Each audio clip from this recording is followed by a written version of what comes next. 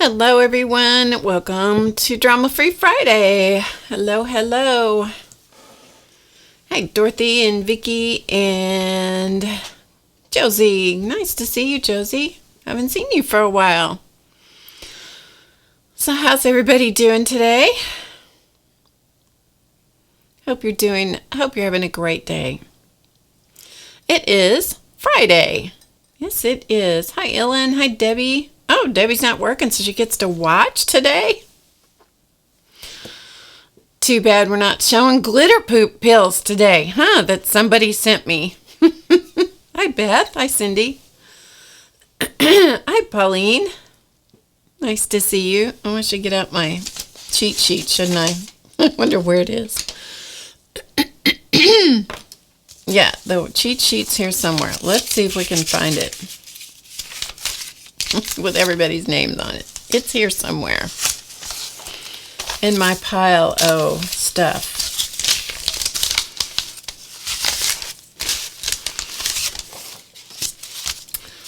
Found it. Hey, Krissa. Krissa, I tell you, you're good for my ego. You are good for my ego. Thank you so much. You're very sweet. Hi, Ina. Nice to see you. Hi, Teresa.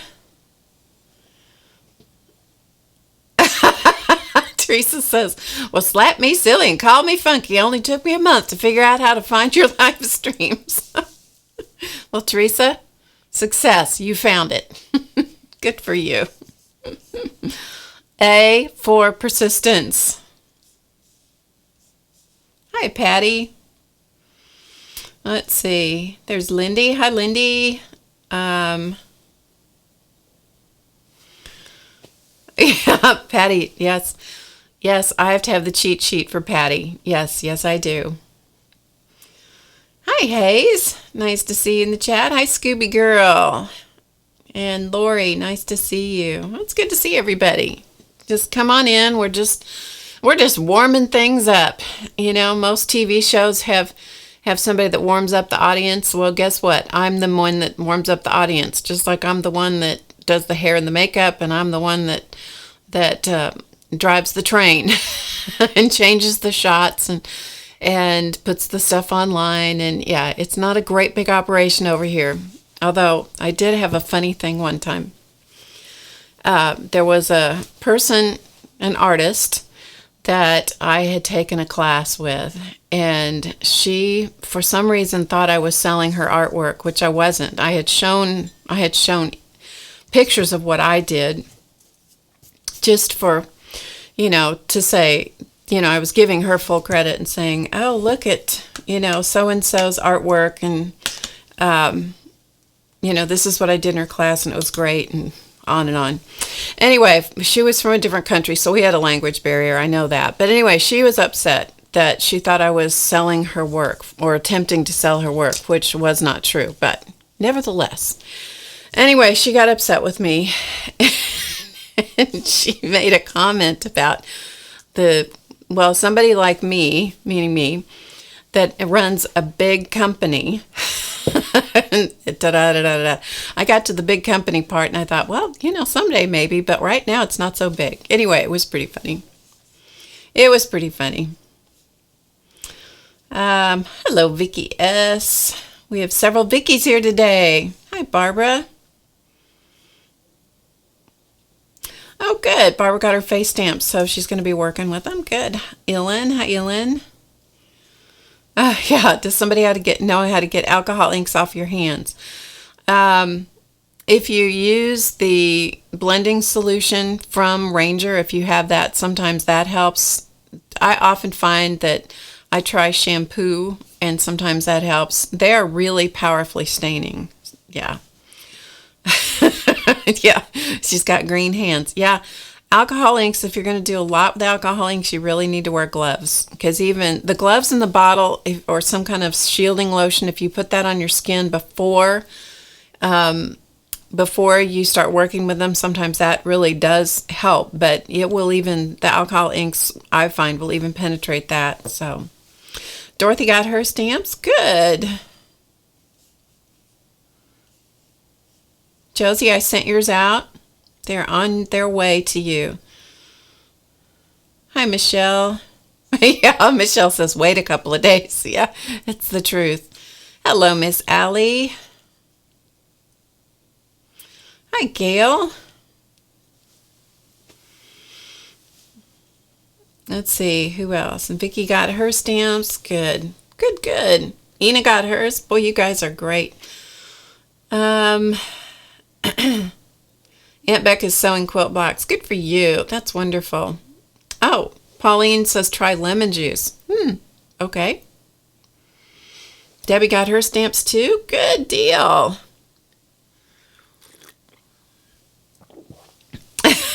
Michelle says, I've worked with alcohol ink for a couple of years. If it's on your hands, good luck.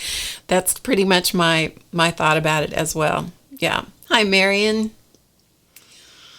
Oh, Krista liked the videos this week. Good.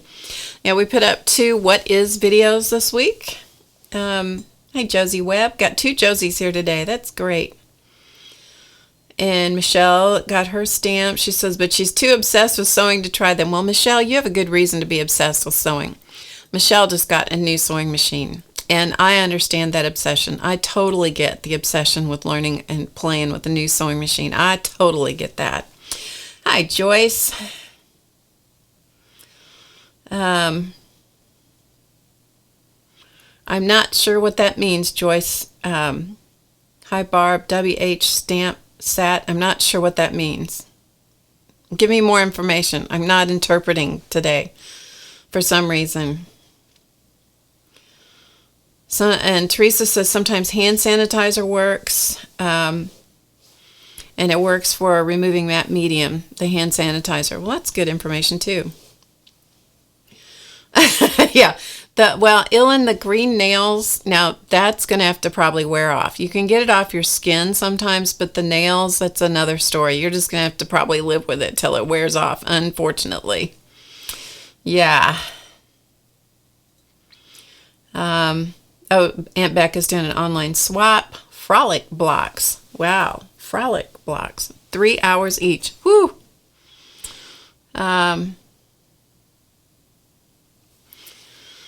Vicky's going to use them on the stamps on handmade paste paper. That's cool. Oh, Patty got a sewing machine last year, but it's still in the box. Patty, for crying out loud, get that thing out. Oh my goodness. Oh, what stamps? If you'll look in the description box below the video, you'll see a link to the face stamps. It's what I've been doing the last couple of weeks. I'm going to show some examples today of how I use them. But it's what I've done in the previous 2 live streams. Hi, Nancy. Hi, Kate. Ilan says, oh, great. I am thrilled. I know. Alcohol ink is some powerful stuff. Gail says, well, green nails are good for St. Pat's Day. That's true. Hi, Sandra. Yeah. Good point. Oh, goodness. Cheers, everybody. Yes, so we put up 2 What Is videos. Let me get a set of stamps so I can show. Who was it asking me about that just now? Hi, Judith. Joyce. Okay, let me get a set of stamps. I'll show Joyce what I'm talking about.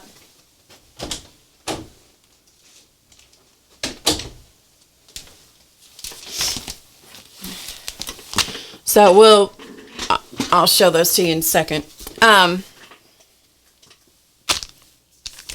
2 What Is videos this week. We put up one called What Is Wire Wrapping. Clausman, aka RL, who is my husband. His initials are RL. His name doesn't roll off your tongue very easily.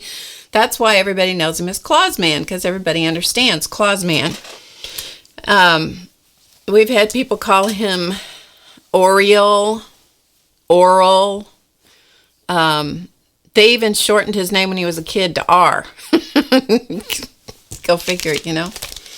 Anyway, so we did What Is Wire Wrapping or Wire Sculpting. We did that this week. That was on Tuesday, and then we put up another video on Thursday that is What Is Gesso. So both of those went up this week. If you Nancy Dale says she's been binge watching me. Bless your heart. Hey, Kathy. Kathy got her stamps and hopes she's going to be half as good as me. Just practice. And don't be, here's the thing about the stamps. Don't be committed to the outcome. Okay? Just play with them. If you go back to the videos from the prior 2 weeks and just look at it step by step again and again, the cool thing about the live stream rebroadcast is that you can go back there and you can stop it and then start it and stop it. You know, do a step, start the video, go to the next place, stop it, do that step, and so forth. So I did them very, very step by step on both of the previous 2 live streams, and so you can watch them there. And the key with the colored pencils on fabric is don't put down too much. You can always build the layers with the colored pencils, but if you put down too much, you can't get it back off. So just go slowly, and you can add layers of color. And use the pad of your finger for blending and circular motions, and you'll be amazed. If you have Prismacolor pencils, you'll be amazed at how they blend into the fabric. And I think if you have Scholar pencils, you can probably do the same thing, although I haven't tried the Scholar pencils, but that's the student grade pencil from Prismacolor, so you can try that. Let's see. What else do we have going on here? I think I said hello to Judith. Oh, Josie Webb got a sewing machine last year, and yesterday she took it out of the box. Yay, Josie. Good for you. Hi, Judy Patootie. Hi, Carol Lantos.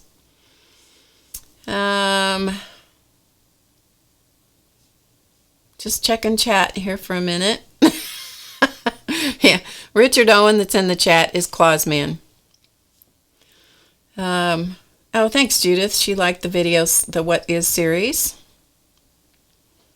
Oh, Joyce has had to deal with Mardi Gras. Well, I bet you have. I bet you have. Hi, Sue.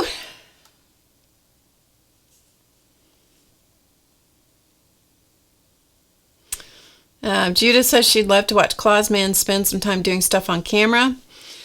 We do have a class in the members area of HowToGetCreative.com that is on carving sweet potatoes that he did. So he has recorded a class on carving sweet potatoes, and then I recorded a class on painting the carving after it was dry. So we do have that, but that is in the membership. Let's see. Our hands look alike. They probably do. Vicki, where do you talk about using colored pencils on fabric? In the previous 2 live streams, you'll see me using the colored pencils on the fabric with the faces. The 2 before this. So if you go to the playlist here on YouTube, if you go to the playlist labeled live streams, there'll be the previous 2 live streams before this one. Nancy wants to know if I do stuff just for fun. Not very much. Not very much. Once in a while, I get to do something for fun, but most of the time, I am generating content, either for the website or for YouTube or for the live stream here. So I don't get to do as much for fun as I used to, but there's some times when I just go, the heck with everything. I just got to do something just for me. Let's see. All right, just checking chat here before we would love to have such a cameo on a long gold chain. Yeah, the cameos are pretty cool. They really are. So it isn't really fun, just work. Oh no, I always enjoy what I do. I thought you meant if I did stuff just for messing around, which I don't do that a whole lot of. No, I love what I do. Don't get me wrong. I love what I do. I love what I do here and what I do for everybody. Oh yeah, classes are fun. I love doing the class. The only time that I get a little overwhelmed with stuff is with the computer stuff, especially when it's something I have to learn that's new. I can get a little overwhelmed with that because it's so detail oriented. And I really don't like paperwork.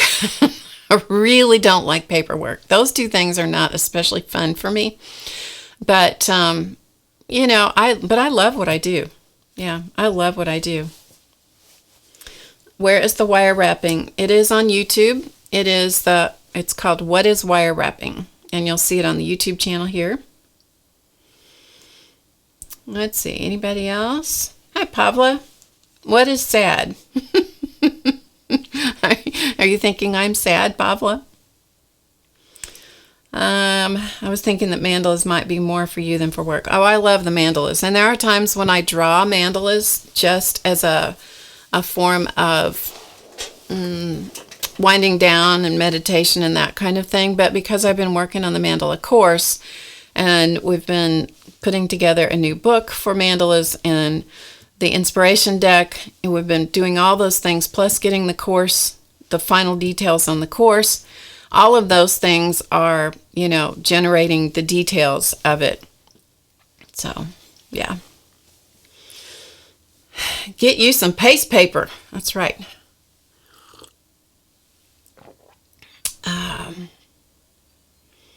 All right.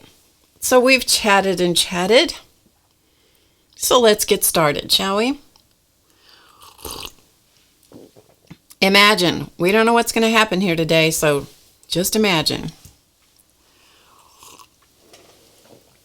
Okay, in case any of you are new and don't know me, my name is Barb Owen of HowToGetCreative.com, which is a membership website, and we'd love to have you come check us out. We have a variety of membership levels there, and you can join the membership for as little as $1 for a month. For a whole month, you get access to all the classes, the regular classes, the tips and tricks videos, all the preview classes for this season. You get access to all of that. The only thing you don't get access to for that $1 is the VIP area of the website. We also have a monthly membership, and we also have the VIP membership. So if you'd like to check us out over there, that's great. We'd love to have you. Also, if you go to HowToGetCreative.com and click on the blog tab, which I've shown in the past, if you click the blog, well, actually the blog is what comes up when you go to that address. You'll see on the front of there's a blog post that we put up with every single live broadcast, and sometimes I do blog posts in between times. So if you want to know more information or see close-up pictures about what's going on here today, go over there and you'll see the blog post. That goes up sometime over the weekend. Hello, Travis. And I guess that's it. Hi, Sylvia. Nice to have you here, everybody. Thank you so much for joining me today. So the first thing I'm going to do is I'm going to quickly go through some other examples. I'm going to show you what I finished up last week with the face stamps and some examples. I was going to show those to you at the end of last week, but I don't know, things kind of spun out of control. Once the cats came out, it was all over. So that happens. Let's see, what else? Oh, and the name of the show is Drama Free Friday because we just leave all the drama outside the studio. And so we keep the drama out of the chat as well as out of here. And if I ever get on a tangent, you know, and start doing drama, somebody slap me. Okay, so here are the stamps that we're talking about. Some of you, I think somebody in the chat, I've now already forgotten who it was, asked me about them. These are the stamps that I'm referring to. These are the Fun Faces rubber stamps that I've used the last 2 weeks in the show. And there are actually 4 pages. It's 2 pages front and back of instructions. They are not in color. They are in black and white, but they do cue you as to where shading and highlighting and all that kind of stuff goes.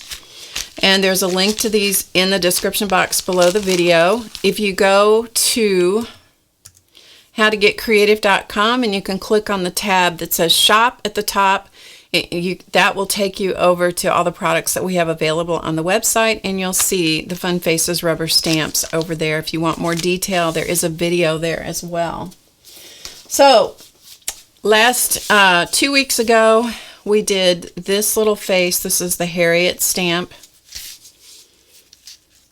The fibers, you can use the fibers to put hair on the characters, or I mean that's what I use them for, is hair. But you could if you like doing fiber arts, you could just pull them out of the bag and use them for something else. It's just something extra, just something fun.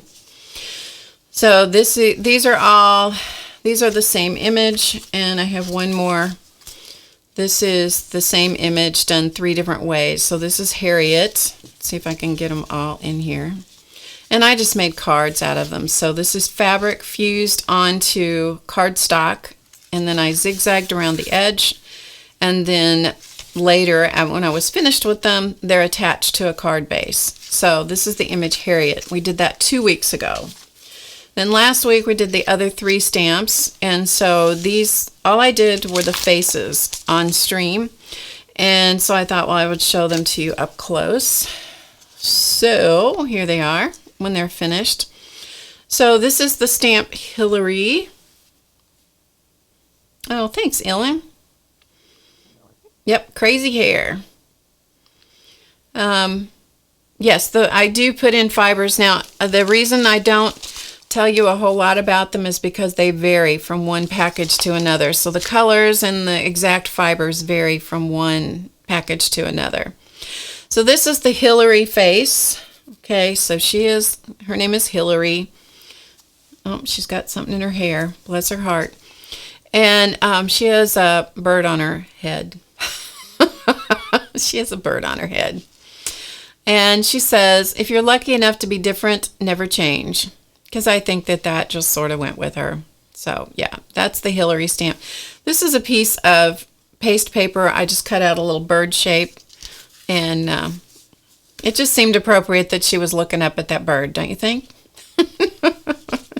Oh, good. Josie says she loves the fibers. Good. All right, this is Odie Vern. Odie Vern is my little old lady character. And so, of course, you know, she's got a big old wad of flowers on her head. And she's got, you know, her gray hair, but, you know, she couldn't go totally gray. So she had to have a little something extra going on there. And she says, leave a little sparkle wherever you go. Because she's got her sparkly earrings on, don't you think? Of course she does. That comes, Ellen says, yeah, they're fairy-like, vibrant, and still translucent. That is because of the colored pencil. Yeah, it's sparkle just for Deb. That's right. And then this one is the face Hannah. So she is done with a dark skin tone. You can see the sparkle of it's just because the light's catching it so much. This is more accurate of what you see when you look at her straight on. But when you get the light, you can really see the sparkle on her lips and her eyelids. But this is the face called Hannah. And she says, believe, believe, believe. Now, one thing I wanted to tell you about the stamps. When you ink up the stamps, and I'm just using one of the archival ink pads. So this one is Orange Blossom. This one. Sorry. This one's Orange Blossom right here. And this one is Sepia. Yeah, any of the brown tones will work fine for doing that. But just because you ink the stamp, put the stamp in the ink, doesn't mean you have to use all of it. So if you want to lighten parts of that stamp, before you stamp it, just use your finger and just wipe over a section of the stamp. So let's say you don't want the nose to be as pronounced. Just wipe over it with your finger a little bit to lighten the ink. Or if you want to lighten the ink in the mouth area, just run your finger over it, and that will remove some of the ink. And then when you stamp it on the fabric, and you need to practice that, practice a few times so you get the idea of how much ink to remove and so forth. But that is a way that you can control the intensity of the ink that you stamp on the fabric. Honestly, I try to stamp the lightest amount of ink that I can and still get the outlines. And then I do all the detail work with the pens and the pencils. So that's how I do it. But I've been doing these for years. So I'm thinking about doing some more because I am almost out of these. I still have some sets of them, but we're getting down to the end. Let's see. Vicky says she loves how I bring them to life. Thanks, Vicky. So what if we want to do it on paper? You just do the same thing. Where is Nikki Beauty Bliss with those sparkles? You just do the same thing. You just stamp them on paper. And I never start with white paper. I always start, if possible, I start with a mid-tone color of paper. So you can start with a tan or a peach colored paper or something. I always start with my mid-tone, and then I bring up the highlights, and then I bring in the shadows. It's much harder if you start with white or off-white and try to make the face. It's not that you can't, but you have a lot more work you have to do on paper if you do that. And I do the same thing on fabric. I always start with something that's a mid-tone fabric. That's one of the things that makes these work, and it also makes them so much easier to do.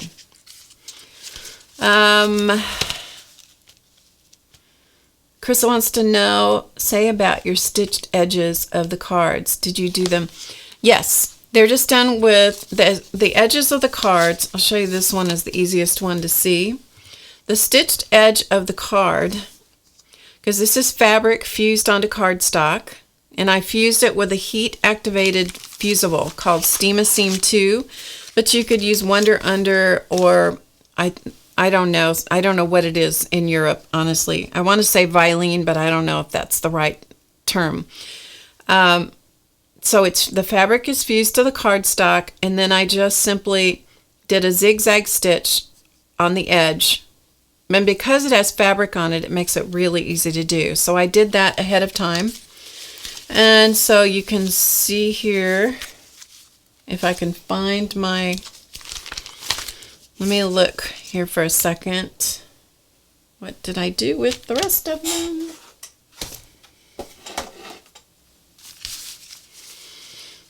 I don't know what I did with them. Here they are. Hang on just a minute. And if I get my head in the way, excuse me for doing that.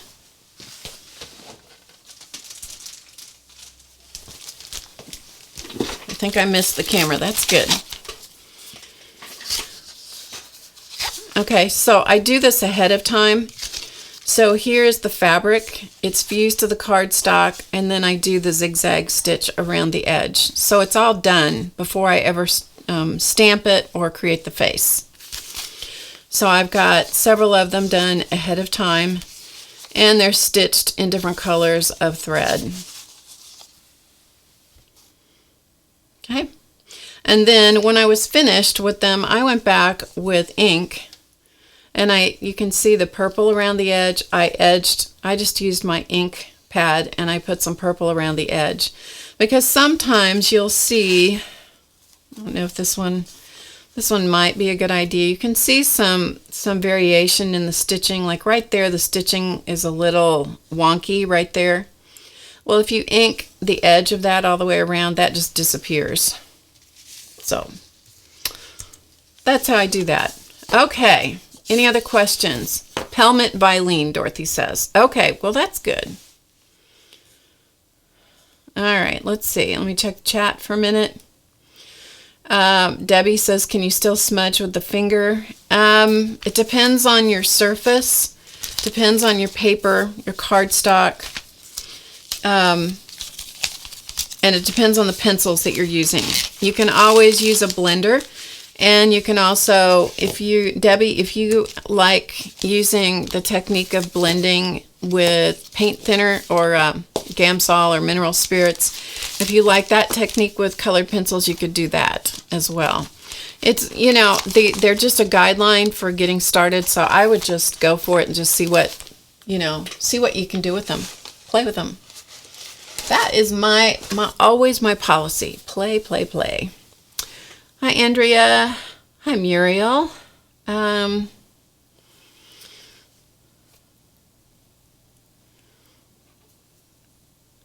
good, Andrea. I'm glad that you're here. She's ironing. Good. From Salzburg. That's wonderful. Welcome, Andrea. Okay. Checking the chat here for a second. Oh, Andrea likes our channel. Good. That's great. Yes, Deb, I said just go for it. I said just go for it. And then Debbie says, oh, the pressure. I know. Okay. So it is 1:30 and we haven't gotten much done here. Let's go for it, shall we? All right. What we're going to do today is just going to be, we're just going to play with this. This is a piece that Claus Man, who is my husband, has had finished for a while. Let's see if I can show it to you here. He's had this piece of carving finished for a while. I'm trying to get it where you can see it in the shot. Here we go. Got it. And I decided I would paint it for you guys. So what we have is a hummingbird. And no, we're not doing the ugly woman, Debbie. Sorry, the ugly woman is not getting painted today. But you never know. I might crank her out someday. But if I paint, here's the thing, Debbie. Here's the thing. If I paint the ugly woman, you have nothing to fuss at me about. Did you ever think about that? Okay, so here is, it's a hummingbird, a tiny, tiny little hummingbird. See my finger? See how big my finger is? I mean, that is a tiny little hummingbird. And everything's loose, so nothing is glued together yet. With a flower and some leaves. And it's on a base. I think this might be cedar. Claus Man is in the audience, so if you have questions, you can ask him. And so anyway, this is a piece he's had done for a while, and I thought I'll just go ahead and paint it on stream. So we'll see what happens. I make no guarantees about reality. So if you are a hummingbird aficionado, I'm just going to tell you right here, right now, that this could be, there are many varieties of hummingbirds, and I'm sure this is one of many varieties, what are they? I don't know. Types of hummingbirds all rolled into one. Yeah. Okay, so we're going to take this apart. And Claus Man generously made me some little stands, which are very helpful. He knows how I am about three-dimensional things. So what we have here, first of all, so these are just little stands to help me with the painting. So what we have first of all is the little hummingbird. So you can see what it looks like. It is very tiny. And he has reinforced the bill. I think it's the bill. I don't know my anatomy of my birds. I think it's the bill, it's what it's called, of the hummingbird with some super glue. So I'm probably going to have to put several coats of paint on that. So anyway, I think he's captured an amazing flight. You know, you get the idea of those wings, like it's just been captured, you know, a photo taken and just froze the image, because the wings, you can see them flapping.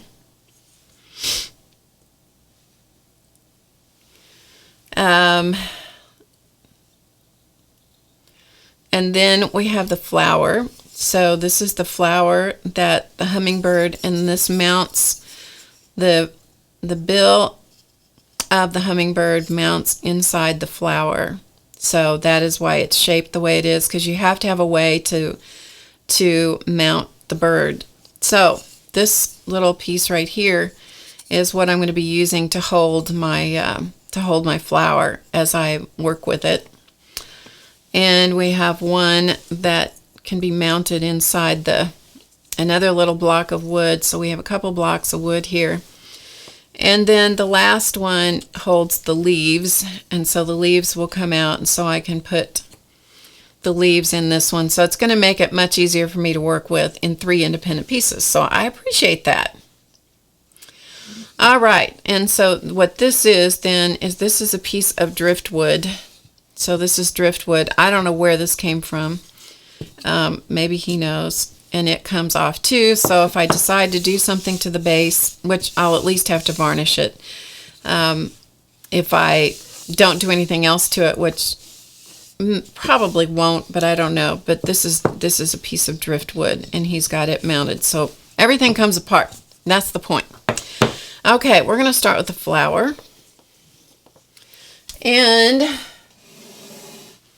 I'm going to see if I can do this over under the big camera here. I'm going to see if I can get this situated so that you guys can see it up close a little bit as I work on it, okay? And the bird and the flower are in real life size. I really don't know. You know, I don't know. Clausman can probably tell you better than I can. I mean, I know that hummingbirds are little bitty birds. I don't know if it's the actual life size or not, but I'm sure he can tell you. So the first thing we're going to do, actually the very first thing I'm going to do is I'm going to paint the bill of the hummingbird so I can just set it aside and let it dry. So we're going to start there.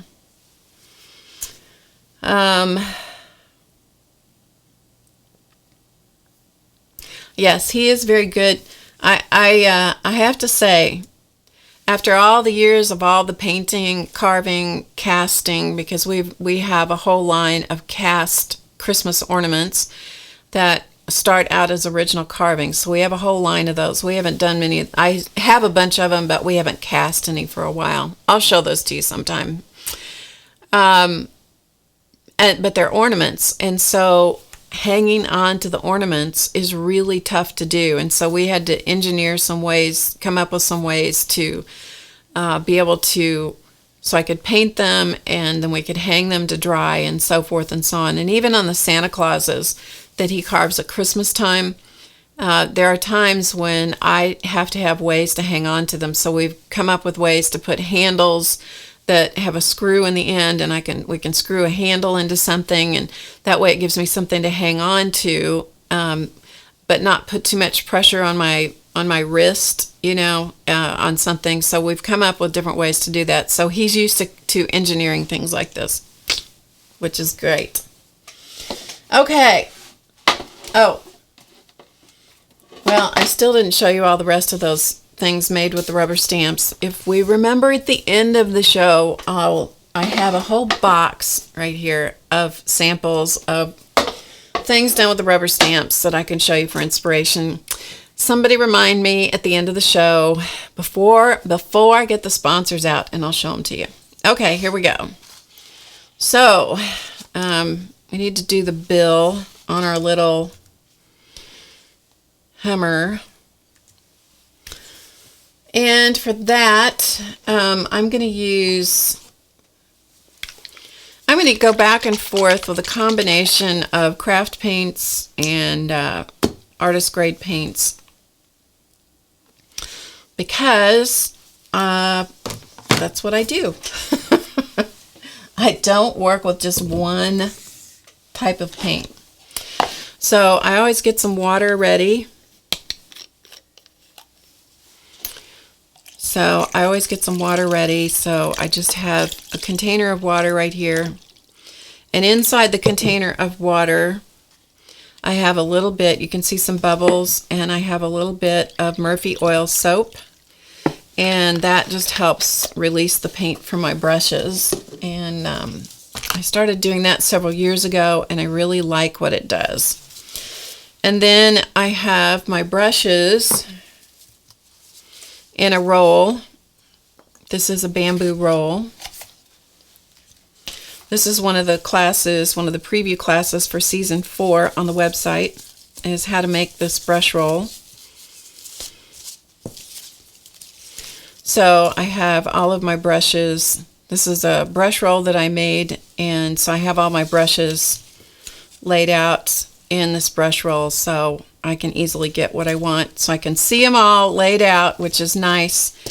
And so that's what I've got going on. So I'm just trying to show you my setup because I have you zoomed in super close in order to do this little bird. So I'm going to go to a small brush. And I'll just talk through my process as I do this. And as I'm doing this, Clausman's going to have to interact with you in the chat because hummingbirds have beaks. Okay, thank you, Anne. Ducks have bills. Hummingbirds have beaks. Okay, she thinks. She thinks. Okay. So all I'm after at the moment is to put some color on the beak of this bird, and so this is a burnt umber. Actually, it's light burnt umber.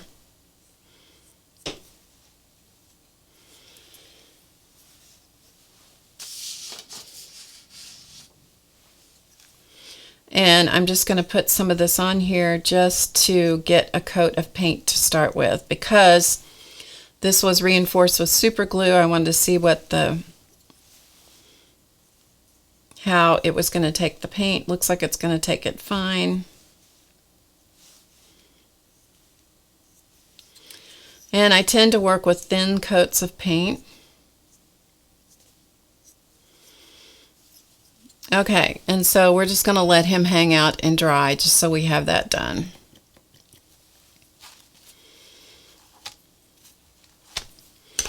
So we're just going to let that little baby sit over here out of the way. Okay, so now we're going to come over to the flower.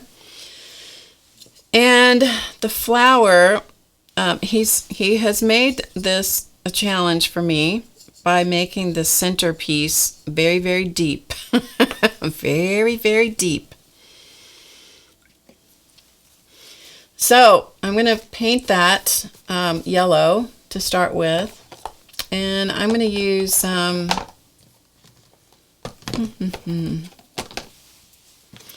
just going to use the Hansa Yellow Light, and then I'll deepen it up after we get going. So I'm just going to use a Hansa Yellow Light.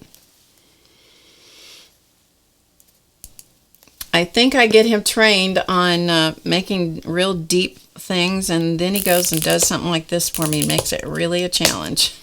So thank you, Clausman.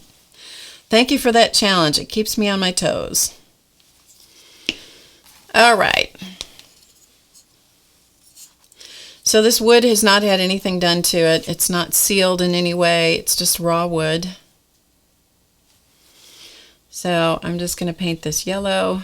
I don't know what kind of flower this is. I don't really care. I have some reference photos. And yeah, it doesn't matter to me what it is. So if somebody gets wigged out because that's not the real thing, it's just the way it is. It's a fantasy rendition of something that is based in reality. How's that?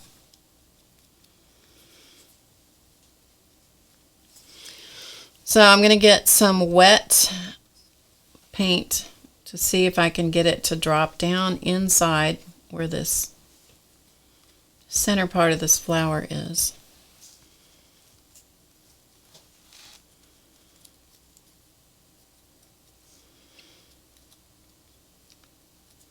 And he's got a nice texture on the center part of that flower. So there's a nice texture on it, but yeah, he made it a challenge.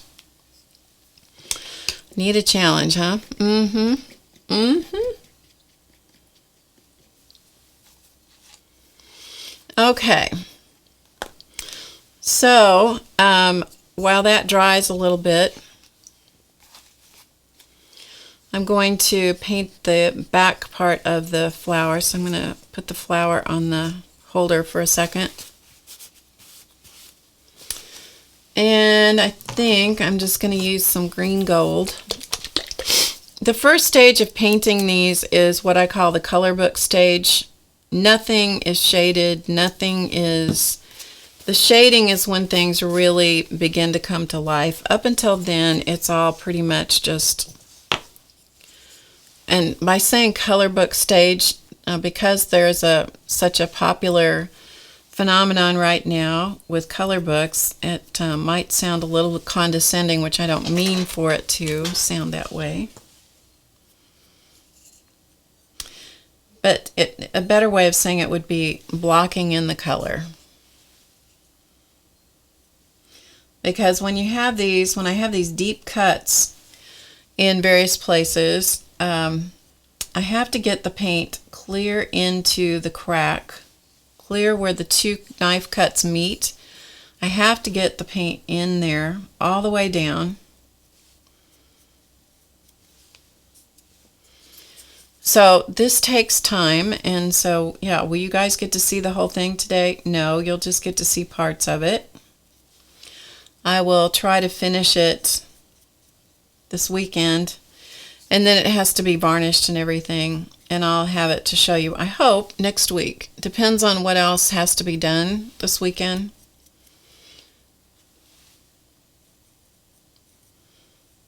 As to whether I get it finished, completely done before the weekend's over or not. So I work with the largest brush that I can find, that I can possibly fit in an area. That is just my goes back to my oil painting days. That was how I was taught to use the largest brush possible. And I do that because for one reason you can get done quicker,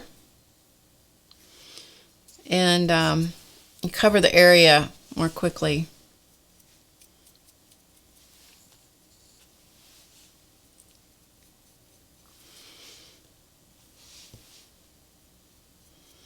So hopefully you guys can see, but I need to cover up every little bit as much as possible of the raw wood at this stage.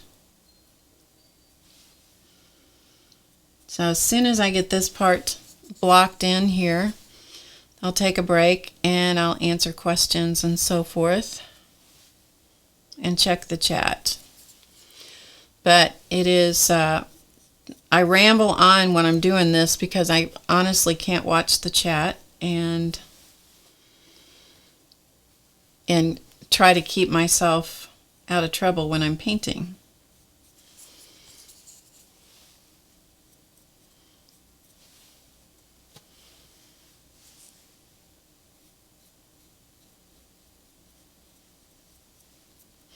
So they go through, it's like any other art piece, it goes through some real ugly stages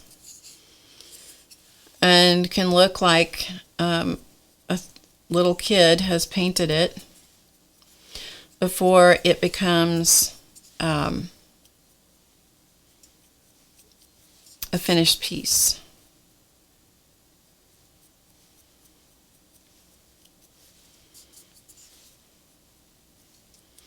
Okay, so what we have now is the beginning parts, the beginning stage of the green parts of this flower, and the beginning stage of, I don't know if this is called the stamen. My dad was a florist, so you'd think I would know these things, but I don't. Okay, so we've got that. All right, let me check the chat here for a second. Looks like a morning glory. It could be, yes, it could be a morning glory, but it's probably going to be a made-up flower. Let's see what else. Just looking at the chat here.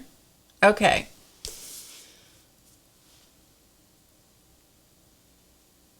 Hi, Janet. I'm going to be using several different kinds of paint. At the moment I'm working with the golden fluid acrylic, but I will be using craft paint as well because I really like the craft paint. Yeah. Okay, so I'm going to put this back on the little stand for the moment.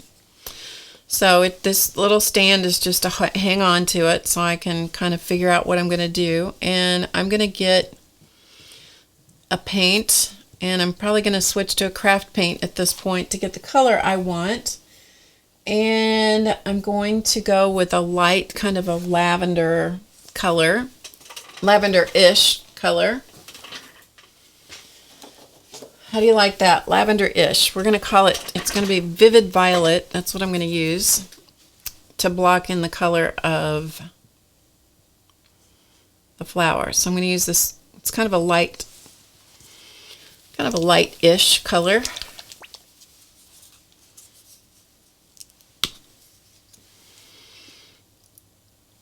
And the way that I work with the paints is I have a disposable palette, which is, you know, it's just a pad of palette paper. It's kind of like freezer paper, and that's what I work off of with my paints.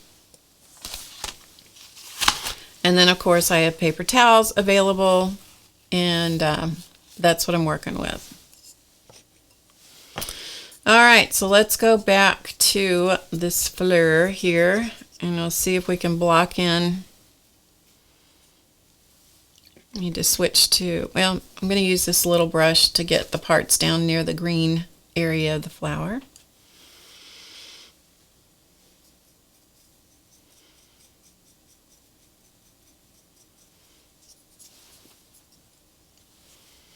So I have some stuff that I have here that I'm looking at for reference. But as I said, I'm not guaranteeing that it's going to look like any of those reference pieces when I'm done.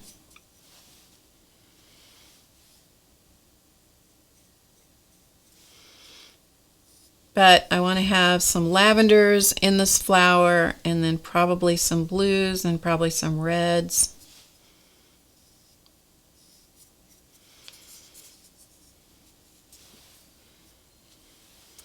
And as soon as I get this part of the flower blocked in, and when you twist and turn the piece, you can, that's when I can see the areas.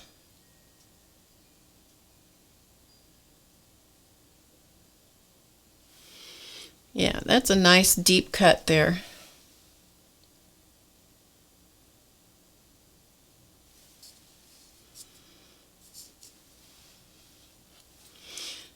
And I'll be going back and adding shading and so forth, and so things that look sloppy will get covered up as we go. But the goal is to block in all the colors to start with. And I could have done all of this ahead of time, but then you don't get to see the whole process.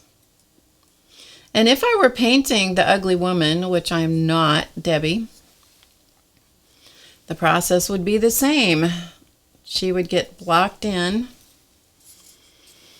with however Clausman carved her. She would get blocked in the colors, just like this. And then the character development comes after the initial color gets laid on.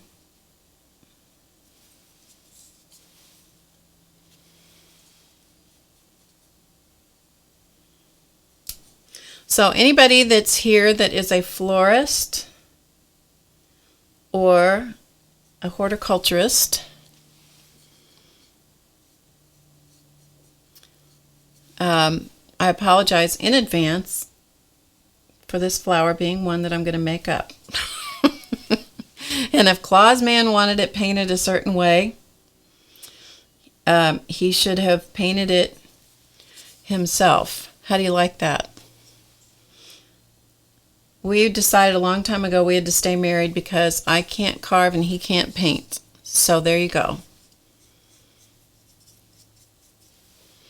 And we've been doing carved and painted pieces for many years.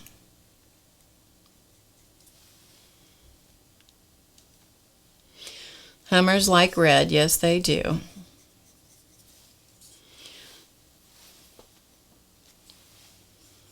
You just don't know. You just don't know what's going to happen to this before it's finished. Now, do you, Clausman, who's in the chat?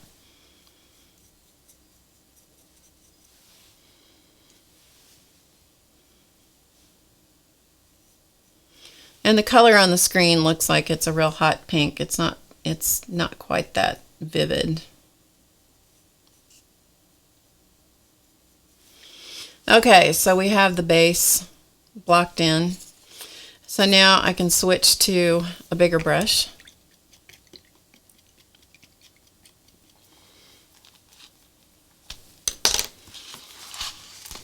And paint in the rest of it.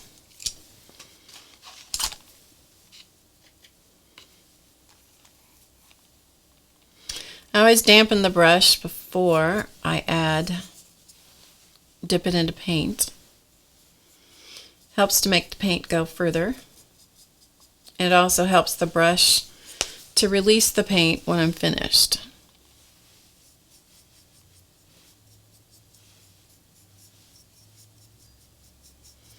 So if you have any questions, be sure you put them in all caps so that I see them, hopefully.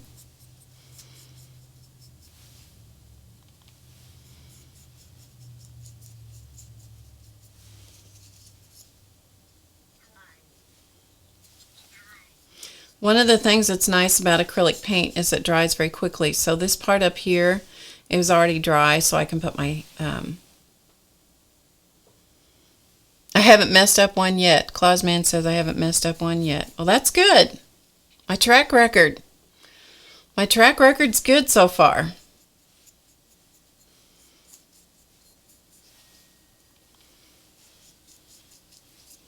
You see, the bigger the brush, the quicker you can move.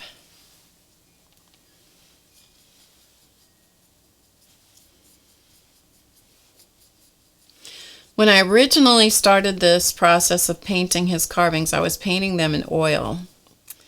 And I quickly realized, because that's what I was familiar with and what I liked, and I quickly realized that I was going to have to learn to work in acrylics. And I really didn't know anything about acrylics. And so I developed, over time, just developed a method that worked for me. So that's what you're seeing.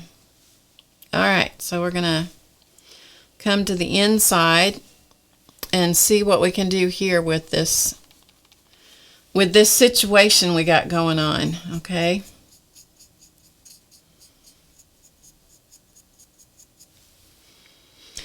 And raw wood soaks up paint much at a pretty phenomenal rate. And I often have to, when I'm working with things that have these cuts like this, I have to thin the paint with water so that it will get down inside the little parts and pieces.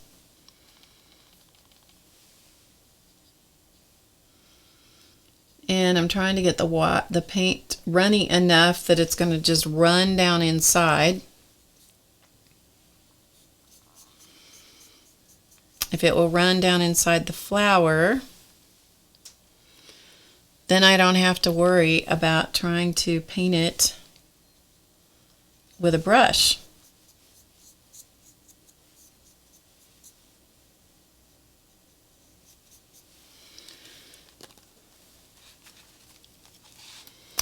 And I'm going to have to switch here for a second to a brush with a much longer bristle.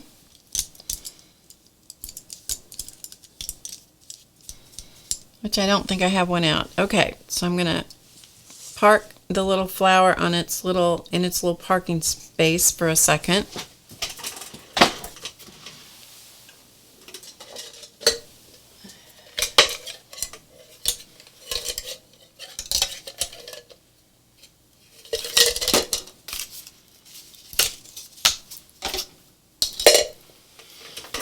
Okay, so this is a script liner, script brush, long bristles.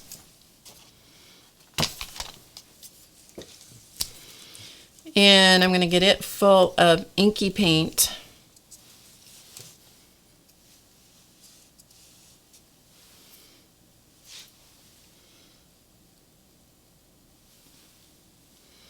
And see if I can just drop some paint down in there. Okay, I think that's going to work. So let's turn it around and do that around the center.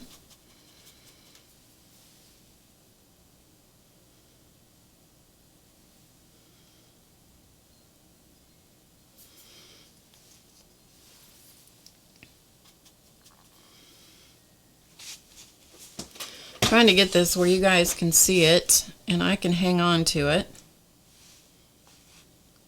and not get my hand too much in the way. So I'm just dropping paint down in the deepest part of the flower.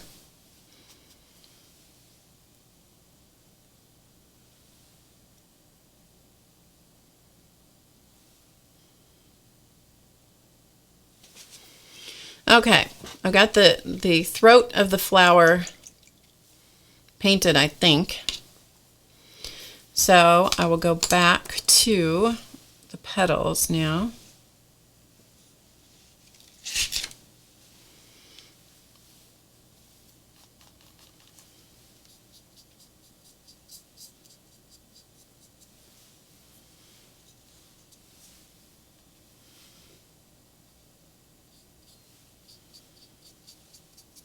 So you can see this is not the fastest process in the world. Yes, it is not the fastest process in the world. And I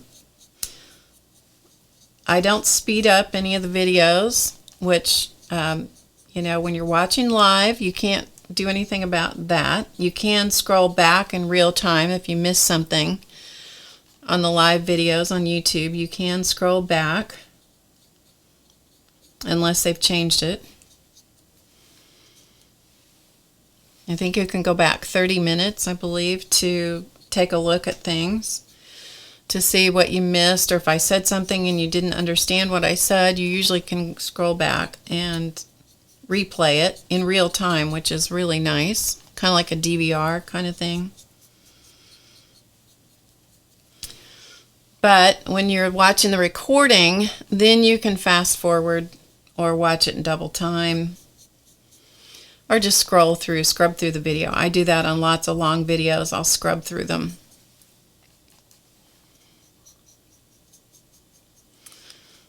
But this way you get to see how long it takes to do something.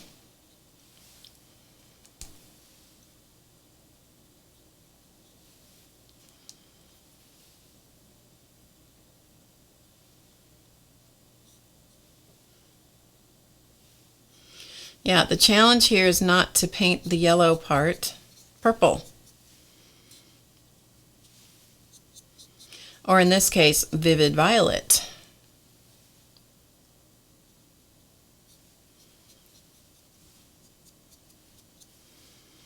And the craft paints tend to be very flat, where the fluid acrylic paints are not so, they tend to have more shine to them. But by the time I get finished with it, and then put the varnish coats on it, all the shine comes back.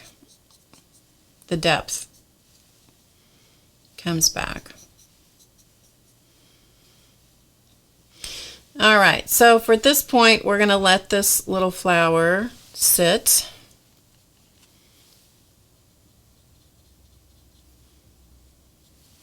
And we're going to let it dry. So at the moment, it looks more like a petunia.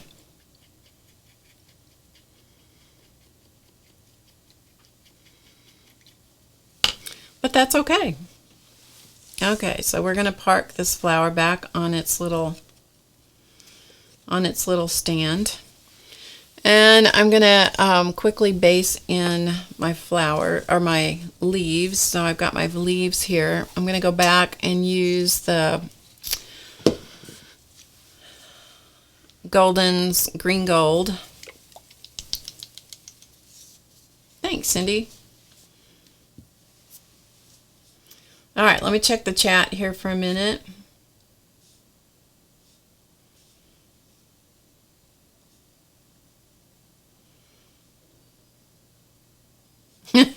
Clausman says she's an what did he say? She's an expert with the brush. Yeah, he better say that. If he doesn't say I'm an expert with the brush, he'll be painting his own carvings, won't he? Cindy says it's looking good from her angle. That's cool.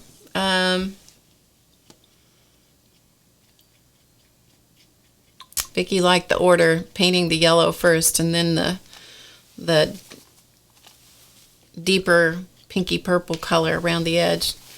Yeah, you know, so now let me tell you, I would like to say, I'll just enter a caveat here real quick. I don't always do things the smart way. Just saying. If you think I do it the smart way, you haven't been around me very long, because I usually do it backwards the first time. Yeah, I usually do it backwards the first time. Okay, so here's our little leaves. And he's got these on copper wire, and I'm not sure what this substance is, so you can see the copper under here. I'm not sure what this is, the substance he's got on here, so you can ask him if he remembers what he did. So we're going to paint the leaves. Does the paint soak in? Yeah, it soaks in because this is raw wood. At different points I've tried different kinds of things. Sometimes I have tried sealing the wood first, and in that case the paint sits on top of the wood, but I didn't like the way the paint reacted, so I stopped doing that. Besides that, it was just an extra step, so I stopped doing that. But yeah, it soaks into the wood, and that's one of the reasons it dries so quickly.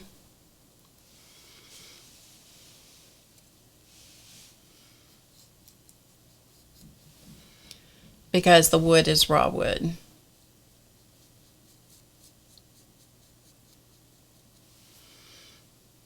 Now, the parts that have super glue on them, that is acting like a sealer, so the paint may look a little bit different in those areas, so I may have to work a little bit harder to blend everything together. But, you know, I'm up for a challenge, you know what I mean? So I'm just trying to get all of the raw areas turned a solid color, and then I'm going to paint this, whatever the area is here that is, whatever it is, I don't know what it is. I'm going to paint that green, the stem area. I don't know if you guys can hear Chance. He's in the other room, and he has a great big box that he gets to play in, and when he gets bored,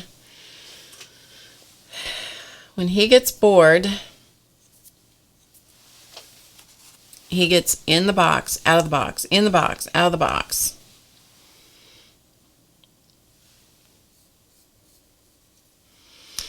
Okay, this is where we get to figure out how to hang on to it. It's fiberglass on the stem. Okay.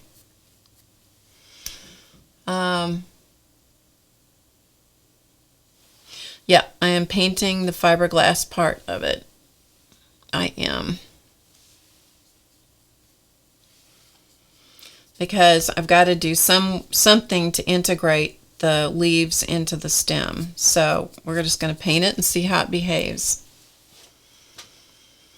Once we get it painted, what do we use to glue it all together? Probably a couple of different glues.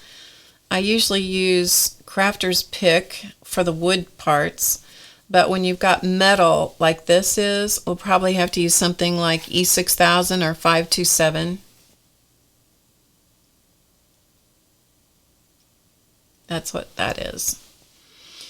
Okay. So I'm going to rest this. Well, maybe we can rest it in here. I'm going to rest it in my little holder, like so. And these are just junk pieces of wood, so it doesn't matter if I drip on them or anything else.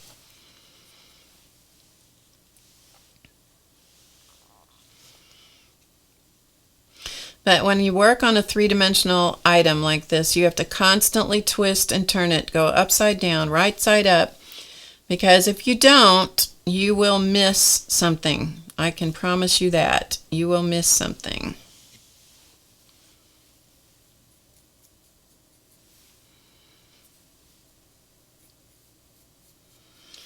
So you can think that you have the whole thing all painted, and I've done this before where I've had the whole thing totally finished, including the shading and everything, and then I turn it when I'm varnishing it, and I'll run on to a spot, just some little tiny thing that I missed. And I'm like, oh man. So many times I've had to get out the tiniest little brush and touch things up, even as I was at the varnish stage.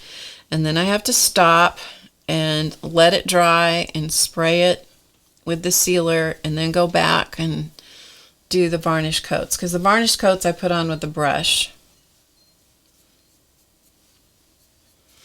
But you can see I just keep turning it up and around and over and looking at every possible part, trying to catch all the little places here and there. Now, I don't mind variations in the color because that tends to look more natural, but I'm really not too keen on the raw wood sticking out.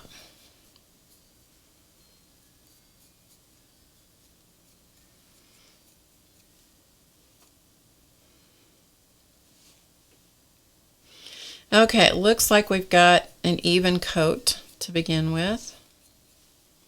Even color of paint.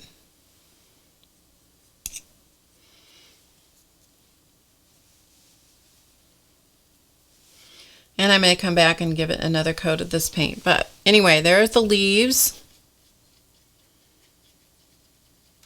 Hey, Shirley. Hi, Muriel.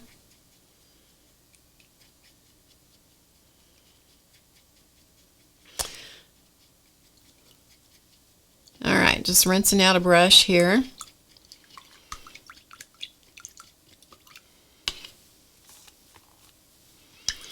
Okay, so I'm going to put this back in the little holder here so that it can finish drying. So we've got the leaves started, we've got the flower, we've got the little flower started. So let's go to our little bird here.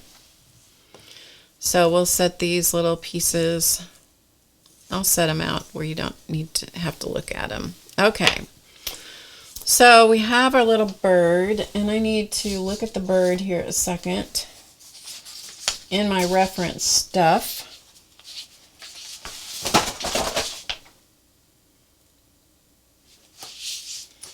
So I'm just looking here for a minute. And I'm going to use a pencil and kind of sketch in some lines here. Okay.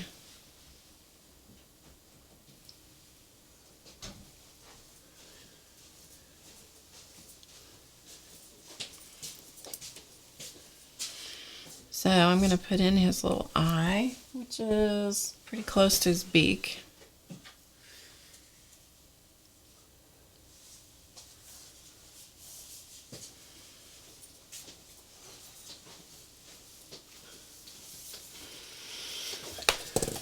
You could show that if you want to, Okay. and you could show them that it's Well, here, why don't you two just parts. here, come right in here, right here. Okay, this is the epoxy that I used. I think I've got it where you can see it. Turn it over. Oh, you have to read it right side up. Okay. Oh goodness. You got it. There we go. Okay, and you can see that it's not solid. The inside of it is one color, the outside of it is another color, and you just take off a piece and just mix it with your fingers, and then you can mold it. Let me show it to him again. Let you show it. Yeah, like that. Just show it to him that way, just like that. Okay, see, the inside This way. is one color, and the outside is another color. You just cut off a piece of it, and mix it together, mold it around, and it will stick to that. I mean, you can fix plumbing pipes with it. So it is, it's like a two-part, it's almost like a two-part putty type stuff, except it's fiberglass. Epoxy. It's epoxy. Okay. Yeah. So this is the brand that he's using for that. Okay? Make steel hard repairs in 20 minutes. Okay, thanks. Okay, so that's how he did the stem. That's how he did the stems on the leaves to cover up the wire. So that's how he did that. Okay, cool. Thanks. Okay, so we have a little eye.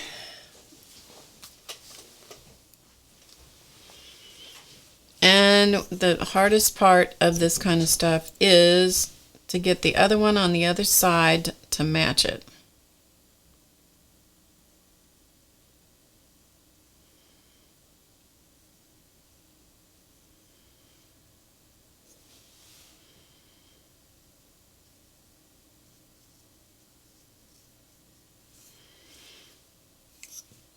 Not too bad. Okay, we can deal with that.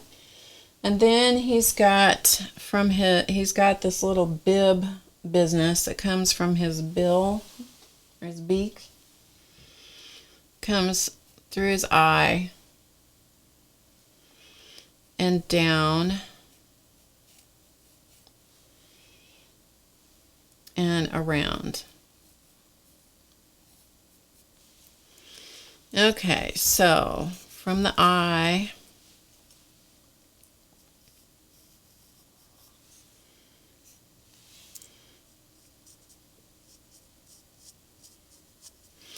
this one is more or less going to be a ruby throat, and so that's kind of what I'm sketching on here. So we've got the throat, and then he's got kind of a stripe of color that comes just beyond that.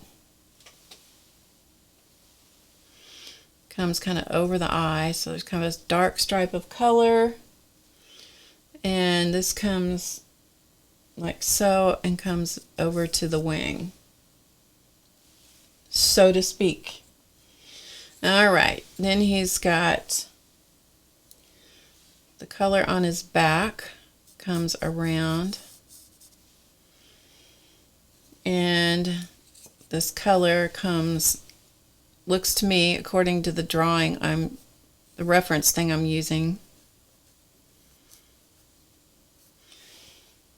like it comes around kind of like that. And then we'll do the same thing on the other side, if I can remember what I did over there. All right, kind of a dark area. Comes down toward the beak and the wing, and then it's going to come back over his back around the side like that. Okay, more or less that's what we got happening.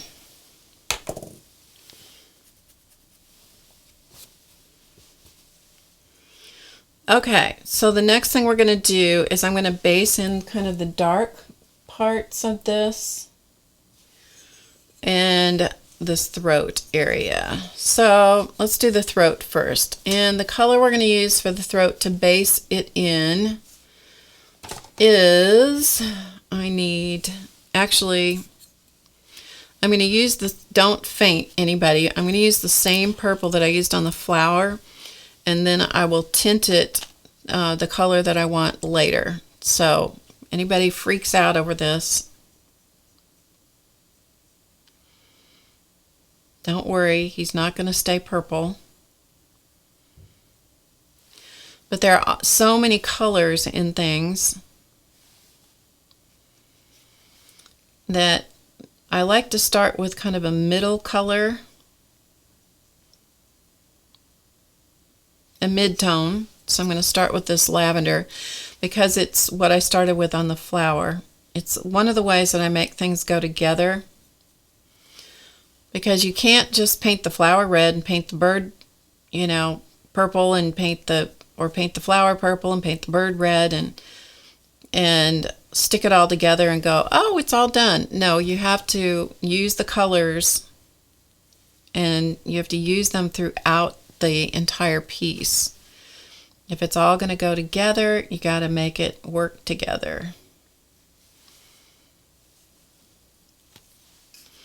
So again, we're just in the base coating stage, and if I get all this base coated in today, that will be good.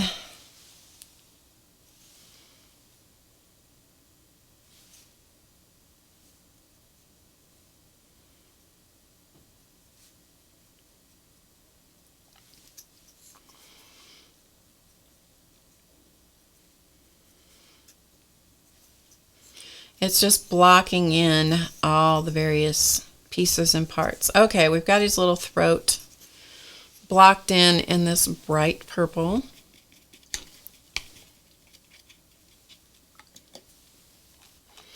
Okay, I'm going to use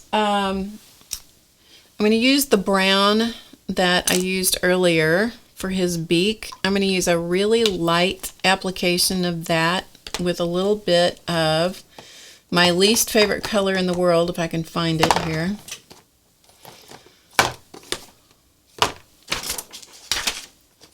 It's here somewhere.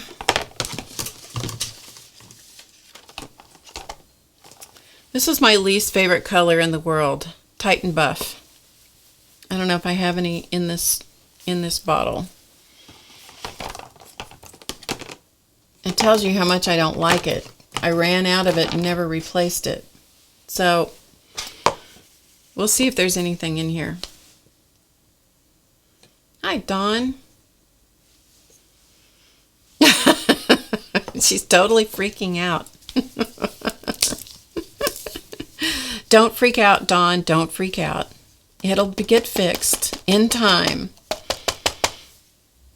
Now, my Titan Buff is empty, so I'm just going to go to a craft paint. And so I'm just going to grab one that's sort of similar, antique white. So I'm going to use that. Just joking.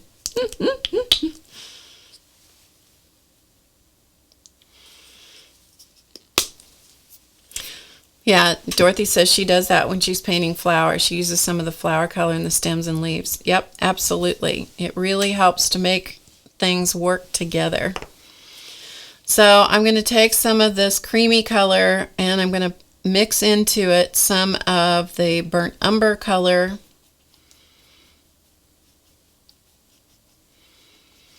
Just to get this kind of, and you'll notice there's some green on the brush, which is fine. So I'm going to base coat the back of the bird in this just sort of creamy brownish color. Like a light tan. I really dislike Titan Buff. I don't know why. It's just like my least favorite color on the planet. But there are times when you have to use it, you know. Some people love Titan Buff. There are not very many colors that I absolutely don't like, but that, for whatever reason, is one of my least favorites. I don't know what it is about Titan Buff, but Titan Buff and I are not buddies.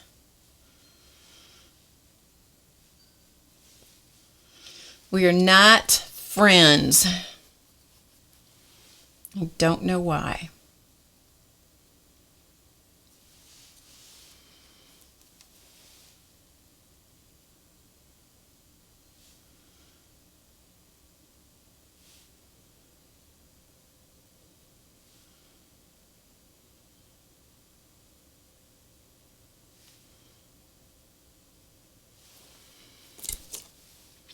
And if I get color where I don't want it, I use a damp brush and I chase back the wet color. But you have to do it immediately. You cannot wait. Because if you wait, the color dries so quickly on the raw wood that you won't be able to get it. You won't be able to move it. Okay, and I'm going to come under his tail. And I'm going to base the same color under the tail here.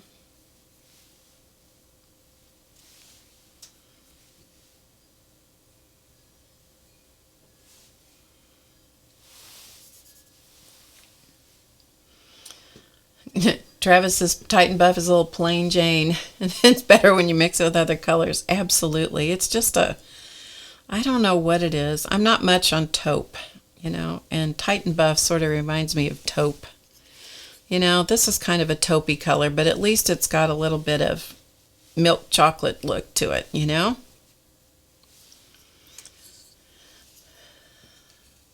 Jessica says Titan Buff looks awesome in acrylic pouring with turquoise. Oh, that's cool. And Titan Buff, Dorothy says Titan Buff makes a good color to use when stripping a used jelly plate. Oh, yeah, as a pulling off print, yeah. It's just not my favorite color. I'd rather use black or white or pretty much anything else. Okay. The wings, I'm going to add a little bit more of the creamy color here to the wings. And I'm going to make those a little bit lighter. Just because I want to. Because I can always make it darker.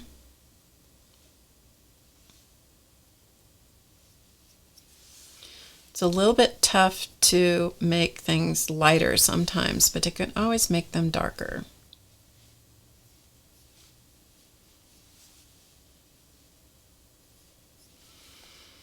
Yeah, Titan Buff and I just aren't the best of friends.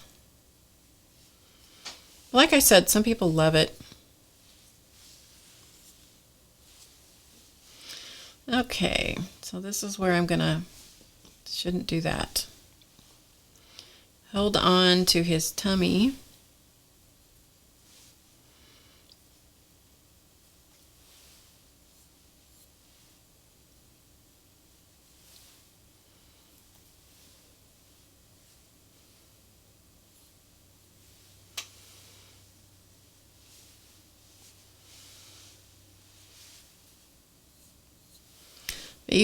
Hopefully you can see the challenge of painting three-dimensional things is the holding on to it. Hence the little holders that Claus Man made for me. Okay, I'm going to have to let this dry because I'm not going to be able to hang on to it to paint his tummy. So he's going to get parked back in his little holder for the moment. I don't think I can even work that upside down, so we're just going to let him hang out. I'm not going to push it. Okay, let's come back to the flower for a minute. Hi, Kitty. Kitty Gina Meow. That's quite a name. So we're going to go back to this flower here. And I'm just trying to get my brush cleaned out here.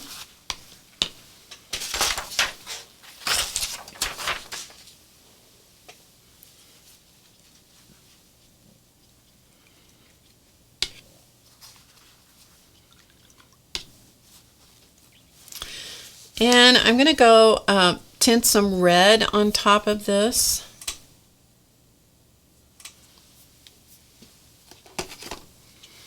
So I'm going to go with naphtha. Let's see, what colors do I have here? Quinacridone red. Let's try that one. Let's see if there's anything in my bottle. Nope. Don't know. Let's see. Yes, there is some. Okay. I think, oh, there we go. Way too much paint. Hold on. I got to put some of that back in the bottle. Got way too much paint squirting out of my bottle here.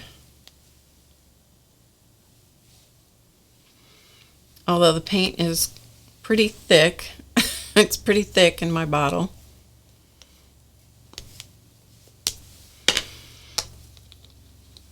I can always add more, but there's no point in wasting what I got going on. Okay.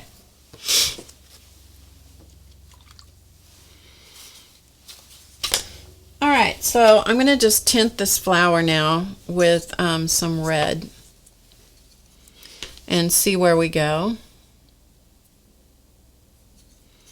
So the first thing I'm going to do is I'm going to try it on the back of the flower.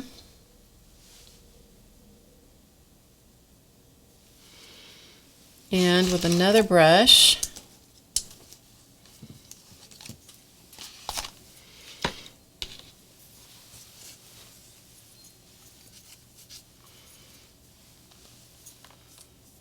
I'm going to brush that out.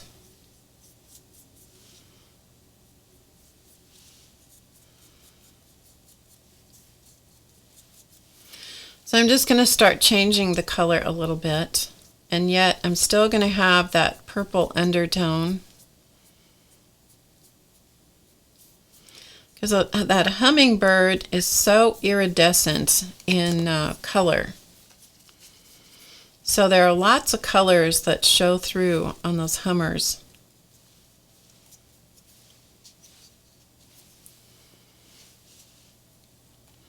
So hopefully you can see how we're going to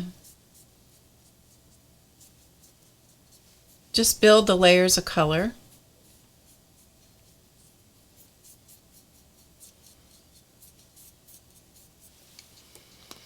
So I'm laying down some color and then using a clean brush and just a clean damp brush and just brushing it in. So I've thinned the paint down that I'm using, and the color was quinacridone red. Golden fluid acrylic is what I'm using.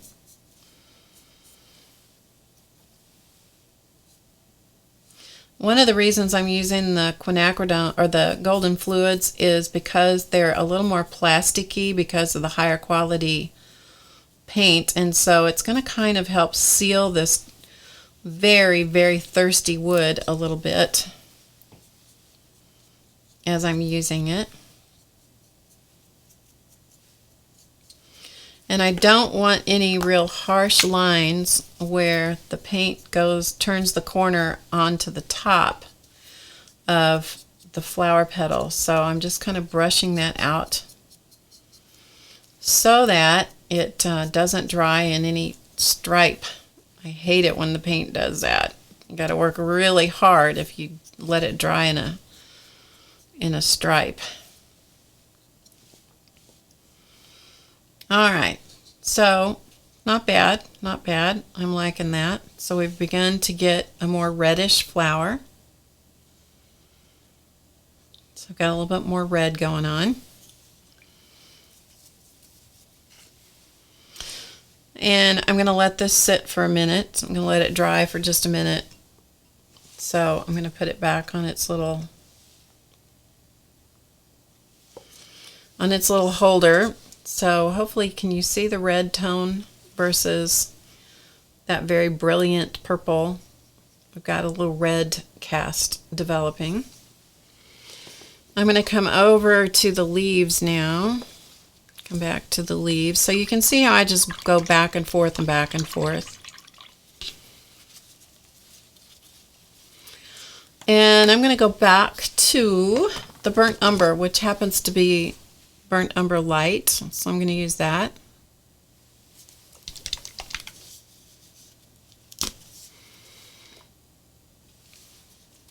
So I have a little tiny dab of that on my palette.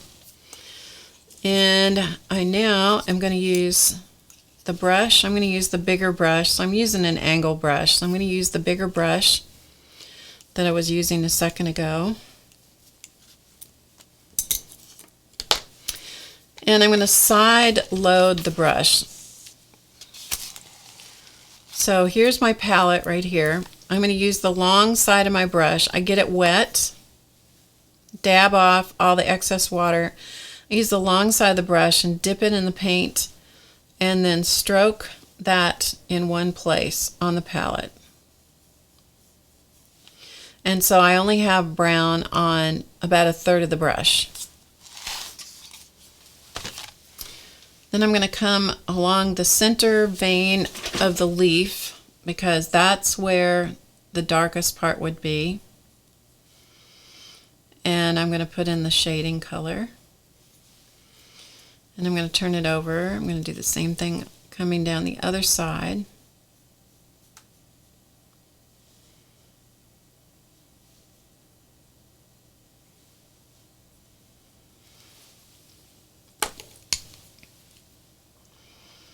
And if there's anything that's too dark, I'll come back in with the damp brush. Again, I don't want harsh edges. I want blended edges, so I use a damp, clean brush. I always work with two brushes in my hand. I've got one that's got color on it, one that is a damp, clean brush. And with a really soft touch,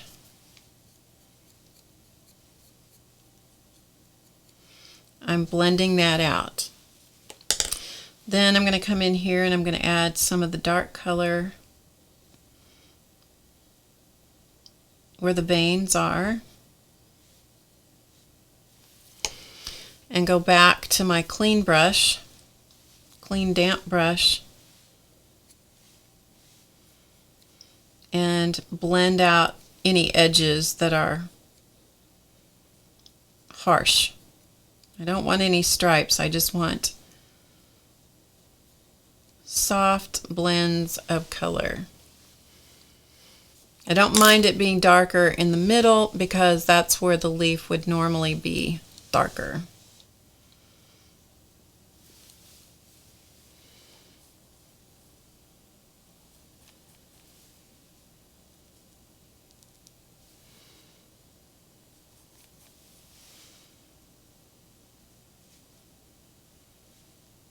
But you have to, I find you have to do it little bits at a time, otherwise you turn the entire leaf brown or whatever shading color. You don't want to do that. I want to leave the green, but just shade it with the darker color. Because in the end, when I'm finished with this, I want this to have more of the look of something that's been oil painted versus color blocked with acrylics. When I'm finished with it, I don't want you to be able to know what kind of paint I used. I don't want you to know, I want you to wonder how I did it. So that's what determines the way that I paint.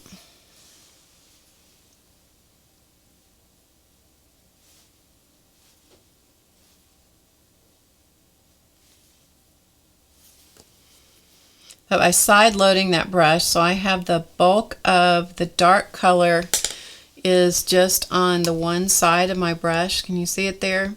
I can control how much color I lay down.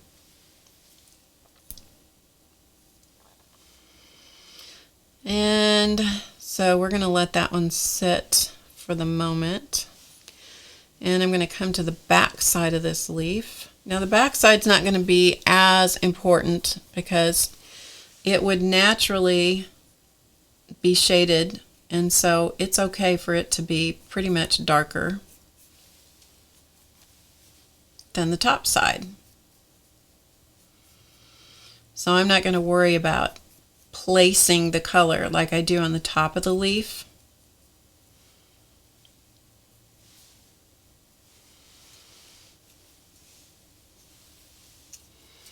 But when I'm working on the top of the leaf or on a Santa robe or his beard or his face or whatever, I am carefully placing color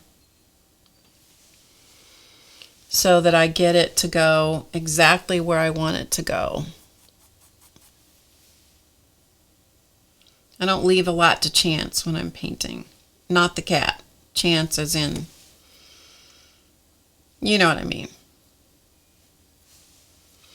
Okay, now this bit right in here, can you see the color difference? That's coming from the super glue or whatever he used to attach the leaf to the wire.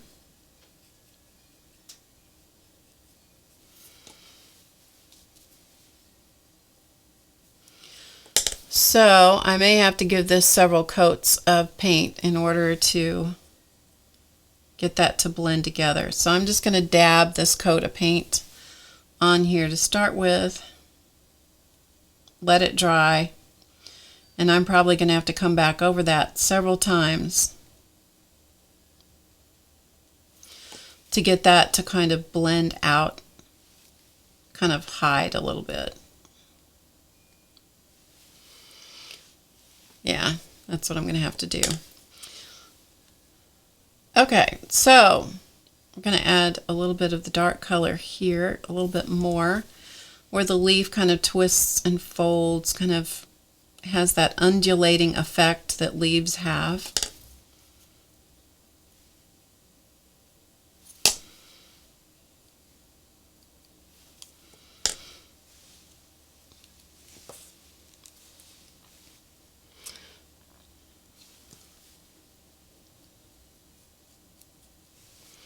And sometimes the colors in the camera are not totally accurate as what they are in real life. But there you can see the beginning of the shading and so forth of this leaf versus this one, which just looks completely, to me, it looks completely flat.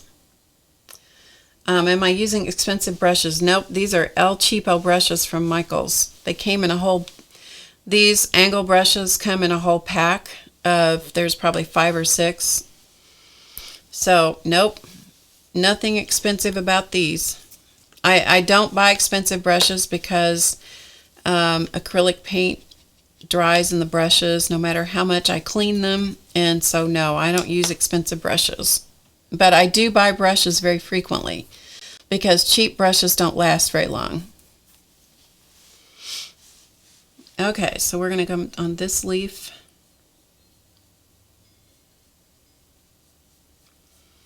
Down the center vein.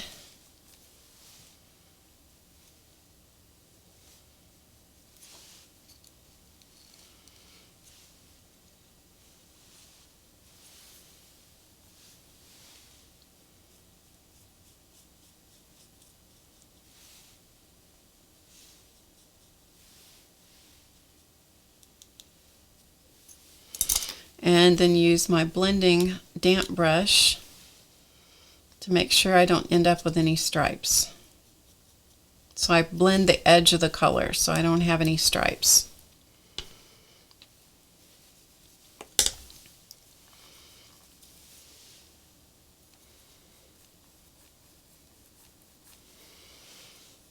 And then I'm going to come down the sides of the leaf, down those veins, pulling from the center vein out. And then I'm going to come back and blend all that. Again, making sure, and I have a damp paper towel. My paper towel here is damp. So every time I'm brushing off on that paper towel, it's helping to remove excess paint.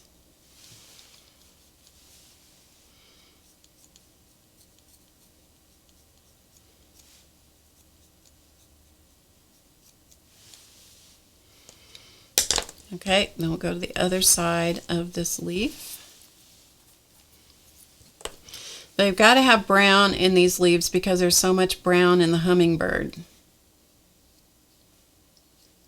So you got to make everything blend, work together. If you introduce a new color in a piece, you have to have it show up at least 2 more times.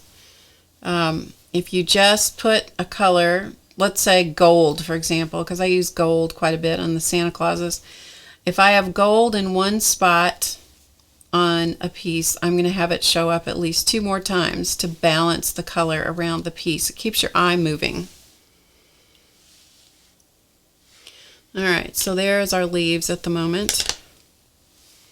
This one is a lot darker down the center vein, so I'm going to hit this one again.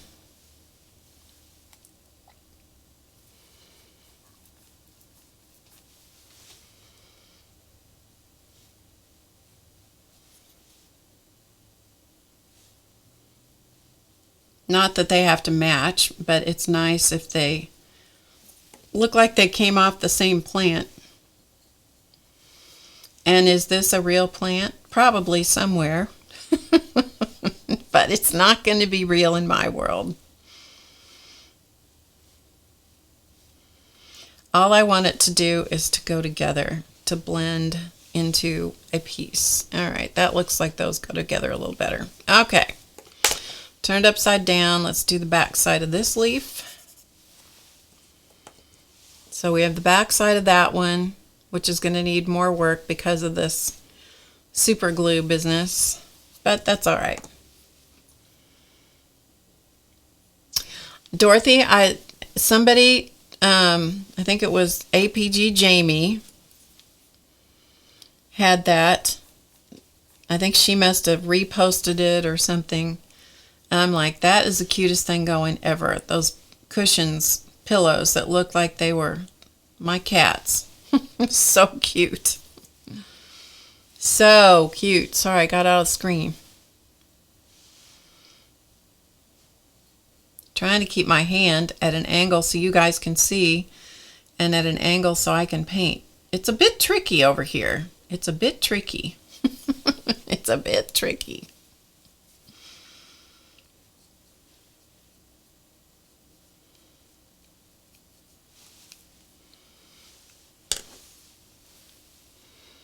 And as you can see, I work back and forth, you know, from the back to the front.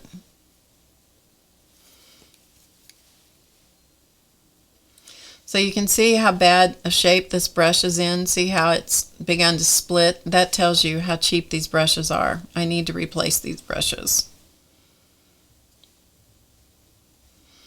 When they start splitting, they don't work, they don't paint nicely.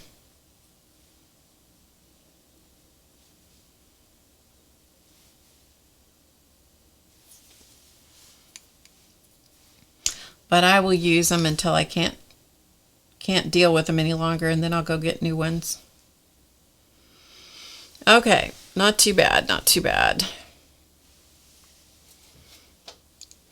All right, so I need to add some of this brown color to the stem.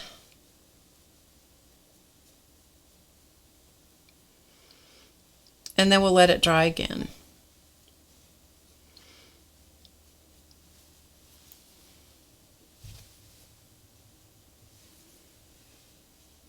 Because these stems, I'm going to just assume, and that's all it is, I'm making an assumption that these stems are a little bit woody. They may not be in real life, but in my world they're a little bit woody.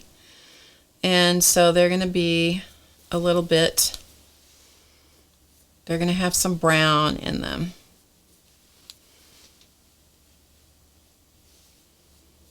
So I'm blending that brown with the damp brush now so I don't get too much.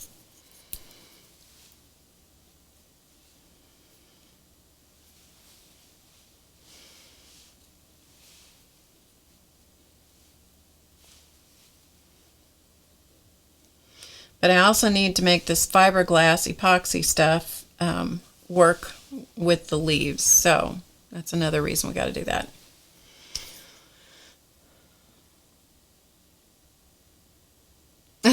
Thanks, Krissa.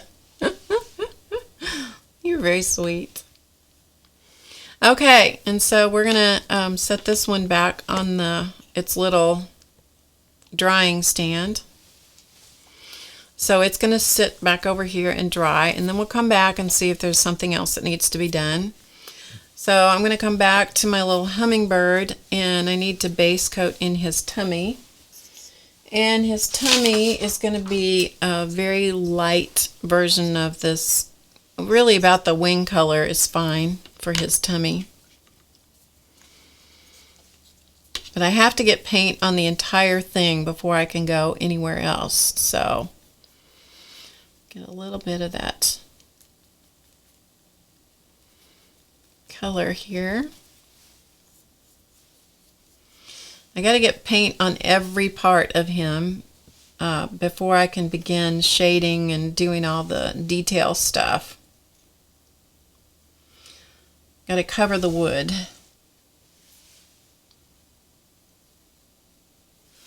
The wood that he uses is basswood or lindenwood, and it doesn't have grain that I leave. You know, it's I paint over all the grain because it really doesn't have grain that's pretty to look at. Carves great, and it paints well, but I get rid of all that raw wood first. Then I start, as you just saw with the leaves, I start going back and detailing the leaves and the flower, and then the bird, and then I'll go back and forth between the pieces until I get it to look the way that I want it to look. Till it feels, and when it's finished is when it feels finished.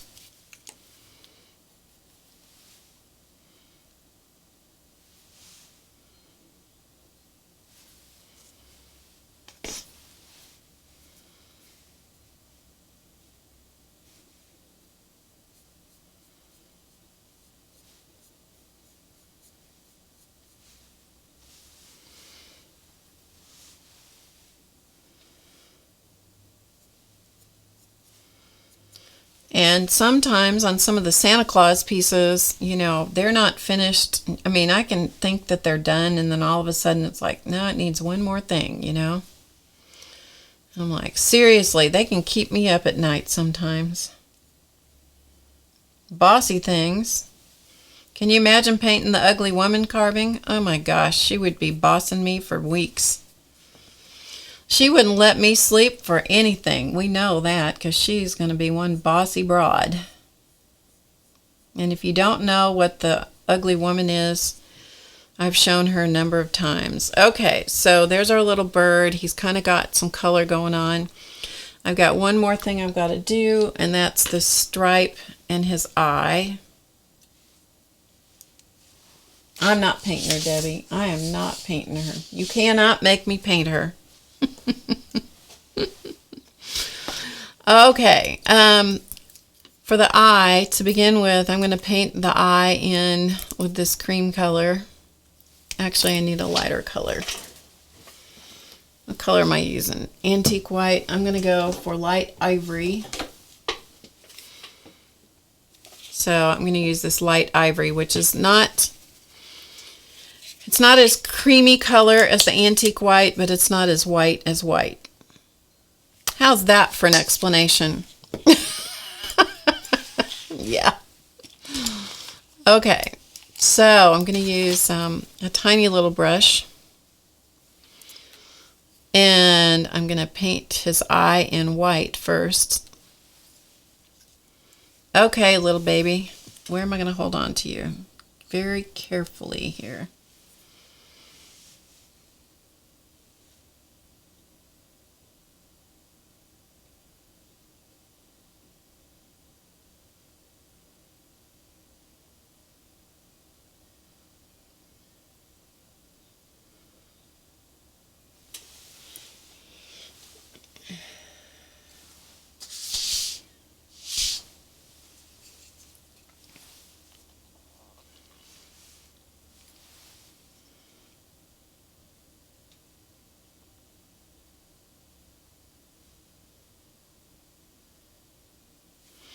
Okay, so he's going to look very strange here for a minute, but that's what happens to him. They look weird for a while.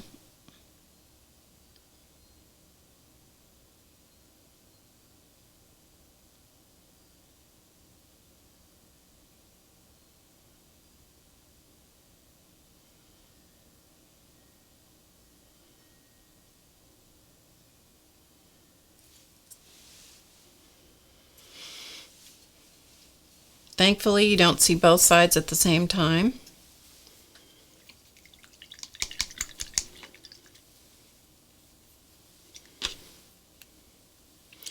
And then I'm going to go back to the brown because he's got the stripe above the ruby throat area, so I'm going to block that in.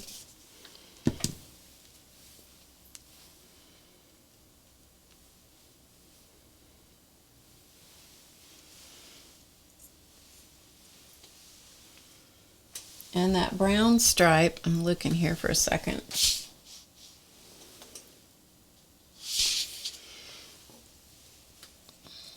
Okay, it just starts here at the throat, more or less. Comes up to his eye. And kind of passes over his eye, which I'll catch that after a while.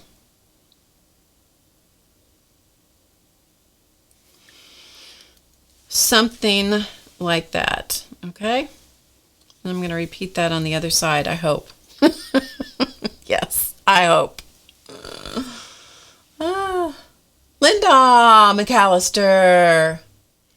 Linda McAllister. How are you? Hi, Christine. Linda, you missed it all. You missed it all, every bit.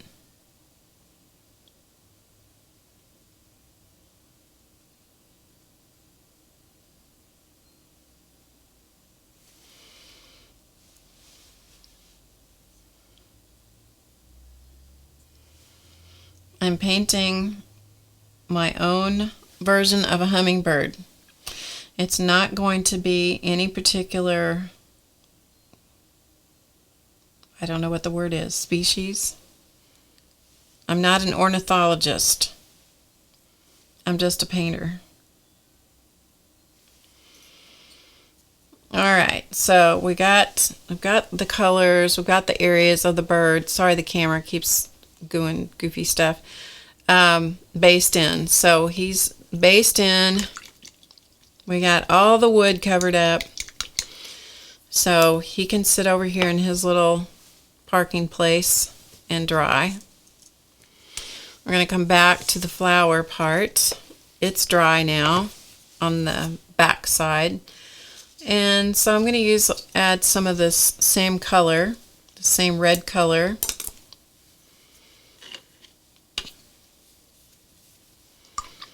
Get my brush wiped out or rinsed out here.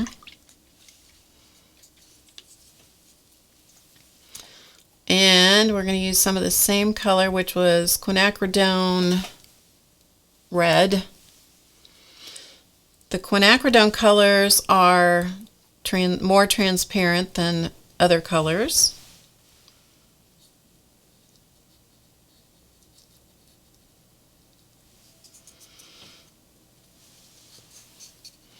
So I'm trying to get this in the deepest part of the flower.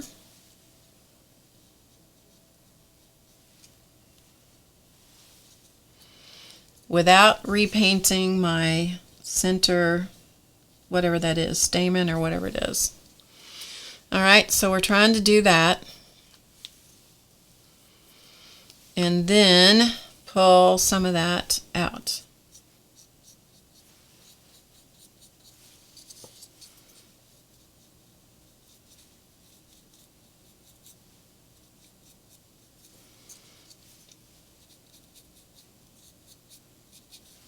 Okay, so I'm deepening that center throat area of the flower. And now I want to come back here in the areas where these petals are kind of dipped, and I want to see if I can put some of this in there. This wood is super, super thirsty wood, let me just tell you. So it is drinking up this paint, which means I have to work very quickly to try to keep the edge blended out. Otherwise, it is going to do something that I don't want, which is to leave a stripe. And I hate that when that happens. It makes me work very hard to try and get rid of that. So again, I'm working with color on the brush. In one brush, I usually work with two brushes in my hand. I usually have the one with the color and then the other one that's the plain brush. Or I have it very close, the damp brush is very close at hand where I can pick it up. But usually what you see me, you might see only one brush, but I usually have the other one right there.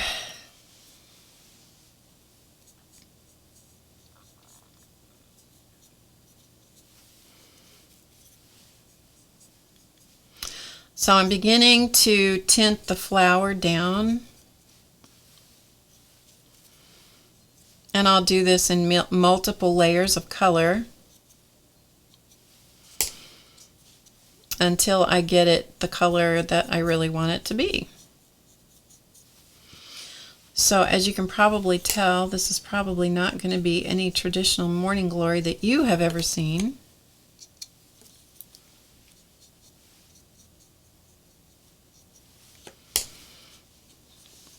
But we got to make it something that would attract the hummingbirds, so we got to go into the red tones, right?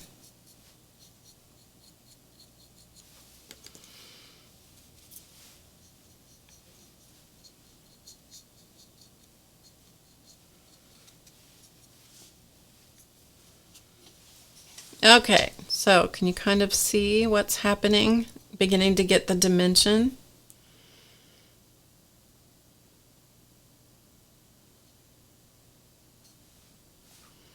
Hopefully you can see it. I think you can see it right about there. You can begin to see some of the color tones beginning to show up. Bye, Kitty Gina. You are welcome. Thanks for being here.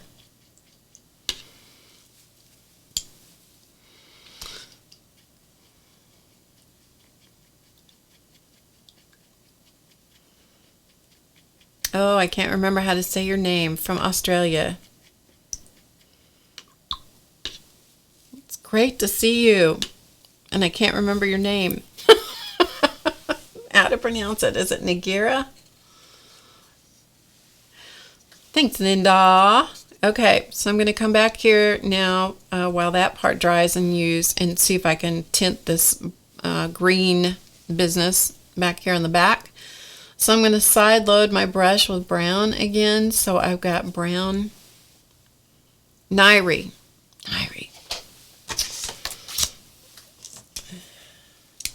Got to write that down. Hang on a minute.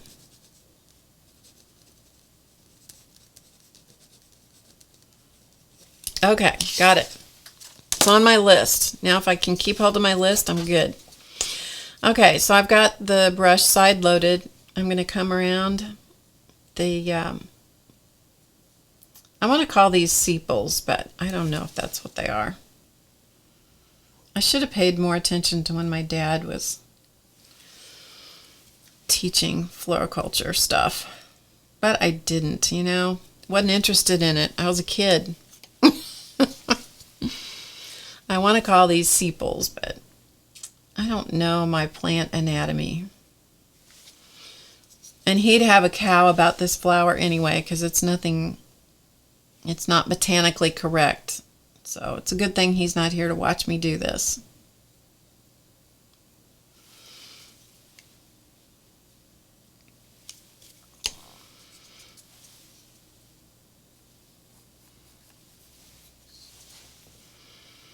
So I'm positioning the dark edge of the brush toward the separation between the green part and the colored part of the flower. And I'm getting the color down in that crack, shall we call it, the carving crack. Carving on crack. Here we go.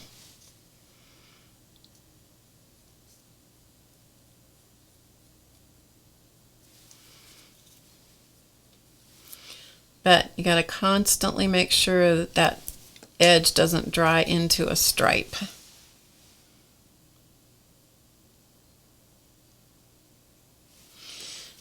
One of the reasons I'm not so great with watercolor is because I try to treat watercolor like acrylic and it just doesn't behave like that.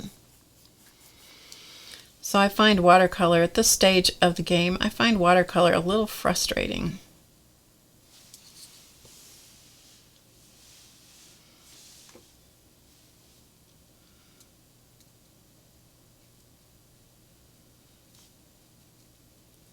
Because I end up getting that stripe effect in watercolor that I can chase away in acrylic, but I find it that I have a really hard time controlling that in watercolor. So any of you guys that are good in watercolor, I take my hat off to you, let me tell you.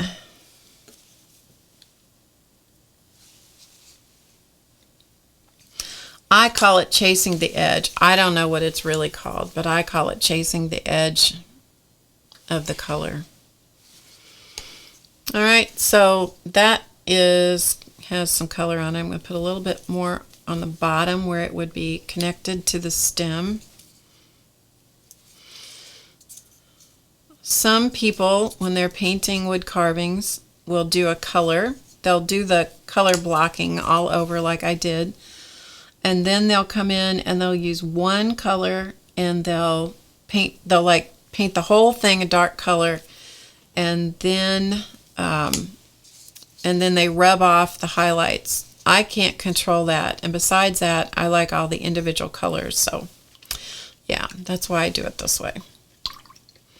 Okay, I'm going to shade the area that is next to the green on the flower now, but I need to use a dark color. So I'm going to have to park this here a minute. And I need to get a color to do that with. So I'm going to go with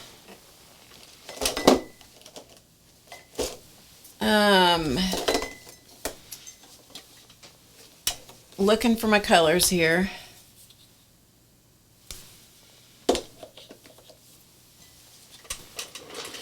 I'm going to go with cranberry wine.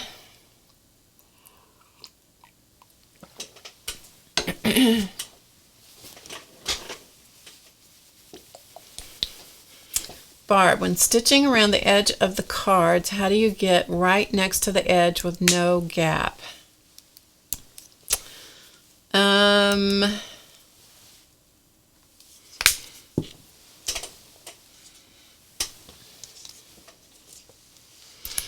Okay, you're talking about out here at the very edge. I'm actually stitching on the card and right beside it. So when the needle swings, it goes into the card. When it swings off, it goes right beside the card. Is that what you're talking about?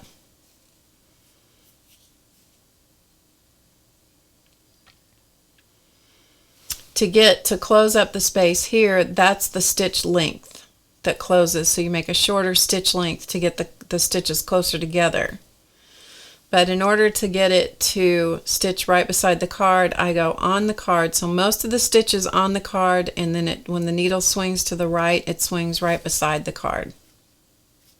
Like overcasting. Yep. Exactly. You are correct. That's correct. Okay, so let's see if we can get this to show up. Reds are a funny color to shade, I find.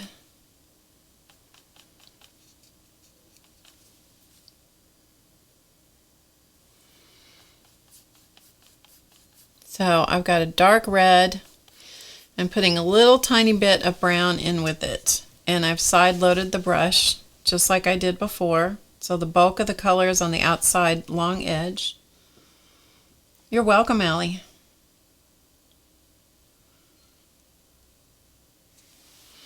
And I have to add a little bit more brown, otherwise it's not going to show up.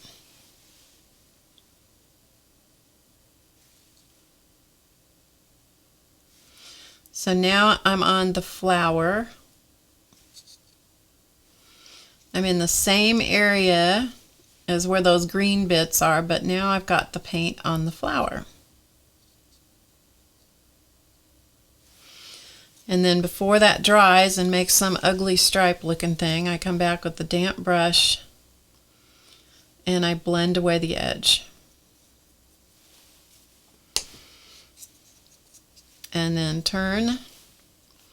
You always have to be aware of where your paint color is on the brush, always. Continue on.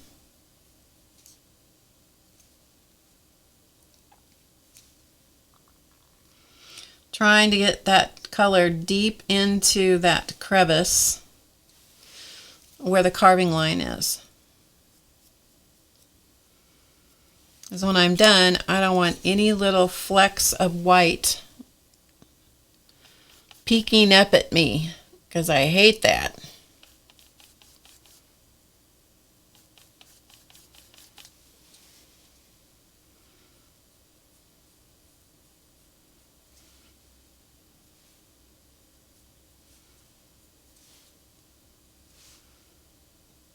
So I'm actually just painting with that corner of the brush. And when I see those little white specks, I poke the brush down in there to make them go away.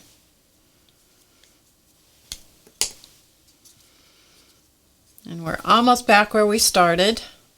But can you see the difference between this and this? See how flat this looks compared to that? That's what we're doing.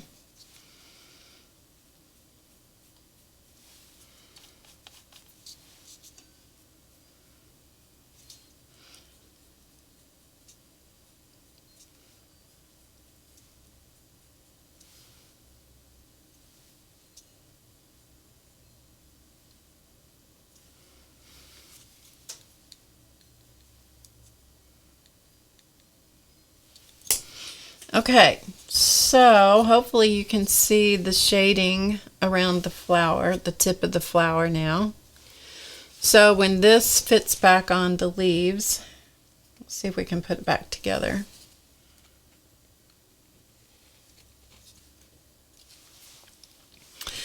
Hopefully what you can see is that it all should flow seamlessly together. So the color of the leaves and the stem and the whatever that is, the part that holds the flower, the sepals or whatever it is. Hi, Jillian.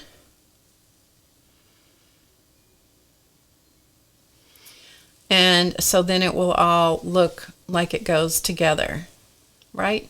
And then when the varnish goes on it, it will get even a different, it changes the look completely. Okay, so this flower, we're going to go back to the flower now.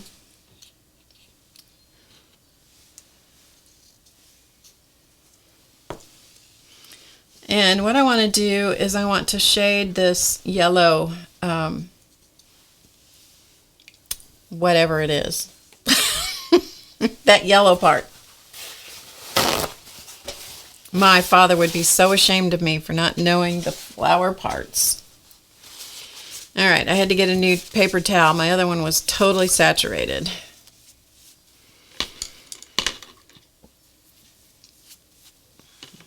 Okay, so what I want to do is I want to tint that, shade it. I'm trying to find a place to hang on to, and I want to shade that down because it's too flat. It's just one color. So I'm going to, first of all, go in with Diary Light Yellow because that's completely, this is a yellow-orange, so it's much darker in color than that Hansa Yellow Light I was using. So I'm going to use a tiny little bit of this. I love Diary Light Yellow. I think it's a beautiful color. It's a stamen. Thanks, Krissa. Somebody rescued me. Krissa rescued me and told me what it was. All right, so this is like surgery here. So I know you won't be able to see what I'm doing, but you're just going to have to trust me that I'm doing important work here.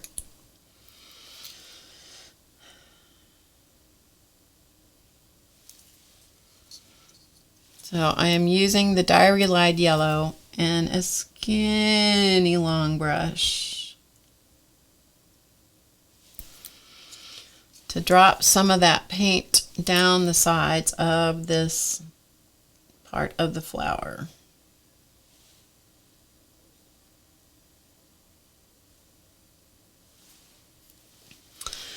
And then I'm going to take a little bit of it and I'm just going to pat the top of the stamen up here.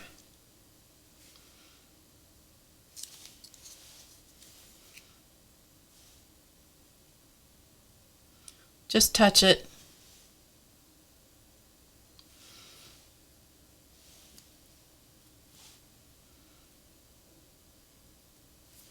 To change some of the color of the stamen a little bit.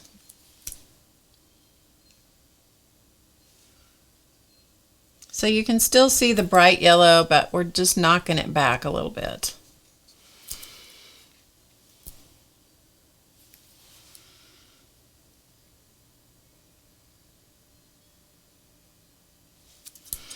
And then later I'll come in here with, I'll darken that color again, and I'll put some dark color deep in the throat of this flower so that that doesn't look like just one color. Okay? Not too bad, not too bad.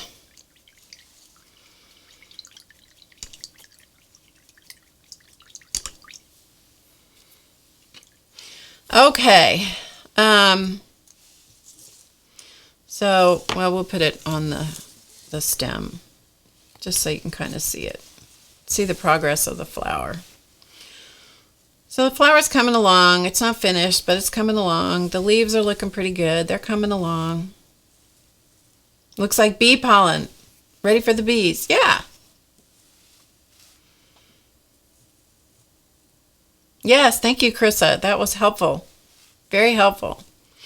Okay, so I'm going to have to look at this a little bit longer and kind of decide. I'm going to have to go, at this point, basically, I'm a little bit on the tired side, so I know better than to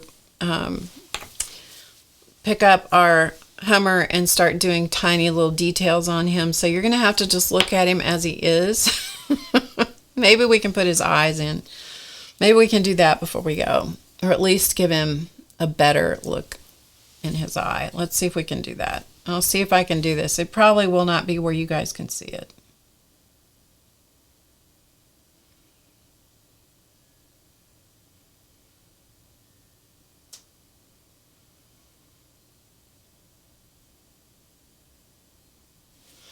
And this is where I hold my breath.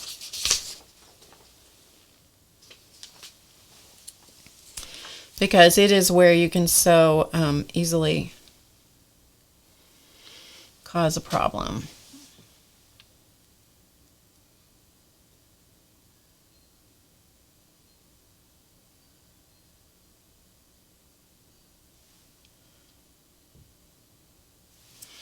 All right, but there's the beginning of making his eye. Yeah, Clausman needs to make a bee. That's right. Well, you tell him that, Debbie.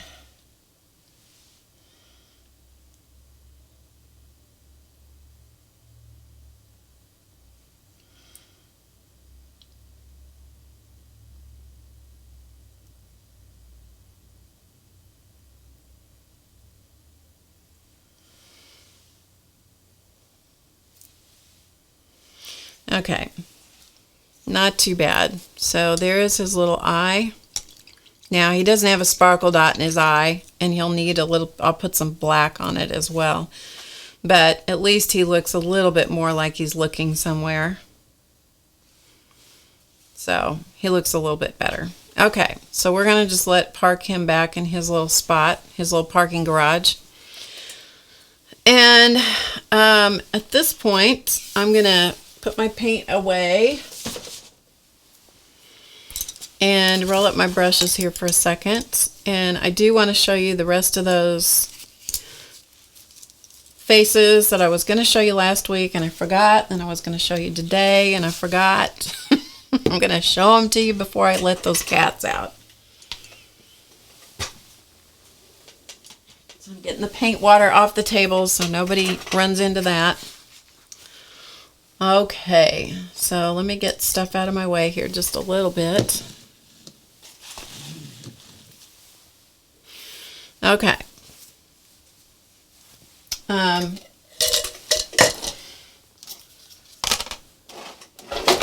So what I have here in my little tin box that I was going to show you, these are samples from the classes that I used to teach, the face classes that I used to teach. And so I just wanted to show them to you so you had some extra examples of ways that I use the Fun Faces rubber stamps that some of you have purchased. So these are, so I'm just going to get them out and show them to you. This is the Hillary face, and she's done on a covered button and made into a pin. So that's a pin back. Okay. So somebody asked earlier what you would use the fun fibers for that I put in with the stamps. You can use them for things like this. And the reason it's shiny is because you're seeing the covered button underneath. So this is the same face. Okay. I tend to like her with an updo. So that's why she has an updo on her head. So there's that one. I don't know if I have any more of her face, this particular one. This one is Harriet. This one is a stitched face. The pattern, there's a pattern for her face that comes with the stamps in the directions. So it's just basically a stitched oval that's turned and stuffed. I don't know if you can see the stuffing wound. No. Stuffed, and then the stamp is put on, and then again painted with the colored pencils and pens. Yeah, the large covered buttons work great for the faces. This one is the same face but done on a covered button. So these two are exactly the same. This one is stitched and stuffed. This one is a covered button. Same face, different color fabric, done on a covered button with a pin back. And I wear these on my coats or a jacket or a blazer or something. So that's the same one. Here's another one. Same face. You can tell she is probably my favorite of the faces because I do use her all the time. So again, the stuffed face. And sometimes the faces turn out, different widths, different, they stuff up differently. And that's just has to do with the fabric. And then depending on how far down you stamp the stamp, you may get more or less chin. Here's the same one, done on a covered button.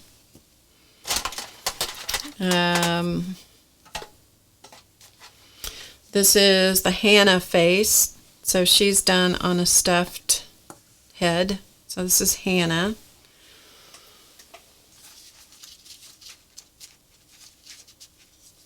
I'm looking for the card.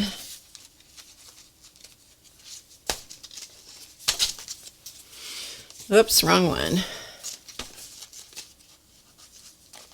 Here she is. Okay, this is the same face. Okay, so this is Hannah.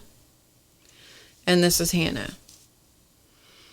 One done on flat fabric and the other one done on a stitched and stuffed head. So you can see that you can use them flat or you can use them on dimensional items. So that's Hannah. Okay, what else we got? Oh, this one looks like an old maid school teacher to me. Not that, yeah, that probably wasn't the best thing to say. But anyway, this is the same face. But the way that I did her hair on this one, she just looks like she's very, very prim and proper with her pearl earrings. Okay.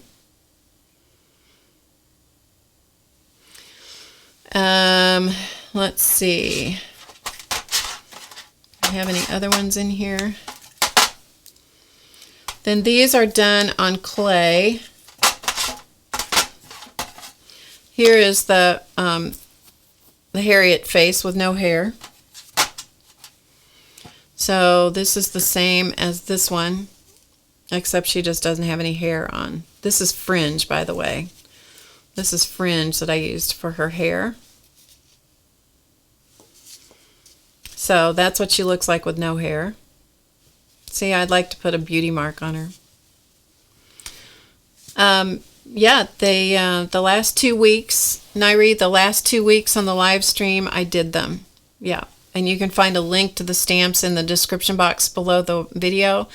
But if you look at the playlist for the live streams, the previous 2 weeks to these, I spent doing the stamps. And so this is the same face. This is Odie Byrne. And this one is stitched and stuffed, and then she's embroidered. I don't know if you can see that, but she is embroidered with sewing thread. I don't know if you can tell that, but that's all embroidery with a single strand of sewing thread to create her face. So I used the stamp as the indicators for where to do the embroidery. Goes your Saturday. Okay. And then these are done on polymer clay. So this is the same face as this one. Okay, this is the Odie Byrne face. So these were black polymer clay. All of these are black polymer clay with, I think, perfect pearls rubbed over them, I think is what I used. So this is the Hannah face. So this is another place that you can use the fibers that I enclose with the stamps. So these are stamped into polymer clay and then baked. This one is the Hillary face. That's this face. And then this one is the Harriet face, which is this one. So stamped on polymer clay. So there's a lot of different things you can do with them. Okay. Have you done a class on stuffing the heads and the hair? Stuffing the heads. In the Mining Your Muse course on the website, there is, I believe I did the stuffed heads that I showed the stuffing and all of that, and did several different things with hair and that. I don't know that I have any of them on the YouTube recordings. But you also might, there might be some on some old Ustream recordings, and those are on the website as well. So you might be able to find them there. It's been a while since I did that, so I can't tell you right off the top of my head. Okay, let me get the sponsors because we're going to call it a day. So let me get rid of my mat so they don't mess that up. Let me put the Hummingbird parts far away so they don't get messed up, and I'll move some. It's a whole ordeal when the sponsors come out here, let me tell you. So I'm just getting stuff out of my way here. Okay, I think we're ready. Oh, it's work.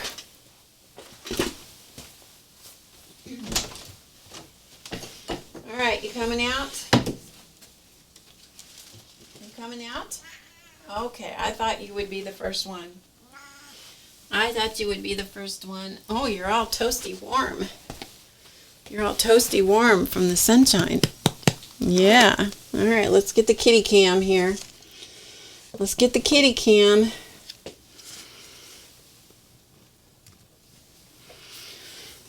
Yep, gotta get the kitty cam set up. Now, why you're doing this, I have no idea. He's been laying here with his rear end stuck up in the air. In spite of getting ready, we still knocked over all the paint, didn't we? Yeah. Oh, hi, Charlie. Are you coming up? You coming up? Come on. Oh, he's going to lay on the floor and cough, so we're going to let him just be down there for right now. Okay, there's a kitty cam. This is Chance. Yep, this is Chance. This is Chance with his one long fang tooth because he's missing the other one. Charlie's on the floor coughing, so we're just going to let him stay down there today. Thank you so much for joining me. I appreciate you being here, each and every one of you. I tell you, I have the best audience on YouTube. And sorry for the coughing cat who's on the floor. Yeah, he's just coughing away down there. That's his thing. Anyway, thank you so much for being here. I appreciate each and every one of you. And I'll be back next Friday at 2 p.m. Eastern. And oh, Chance is loving this. He's got the whole table to himself. He just spread out. So, any last questions? He does love me. You can't come up today, Charlie. You're too busy coughing. Okay, thanks for joining me today. I appreciate each and every one of you. I will see you next week. I don't know what we'll do, but we'll do something, and I will see you then. So remember to get creative today because you know it's easy, and I'll see you next time. Bye for now.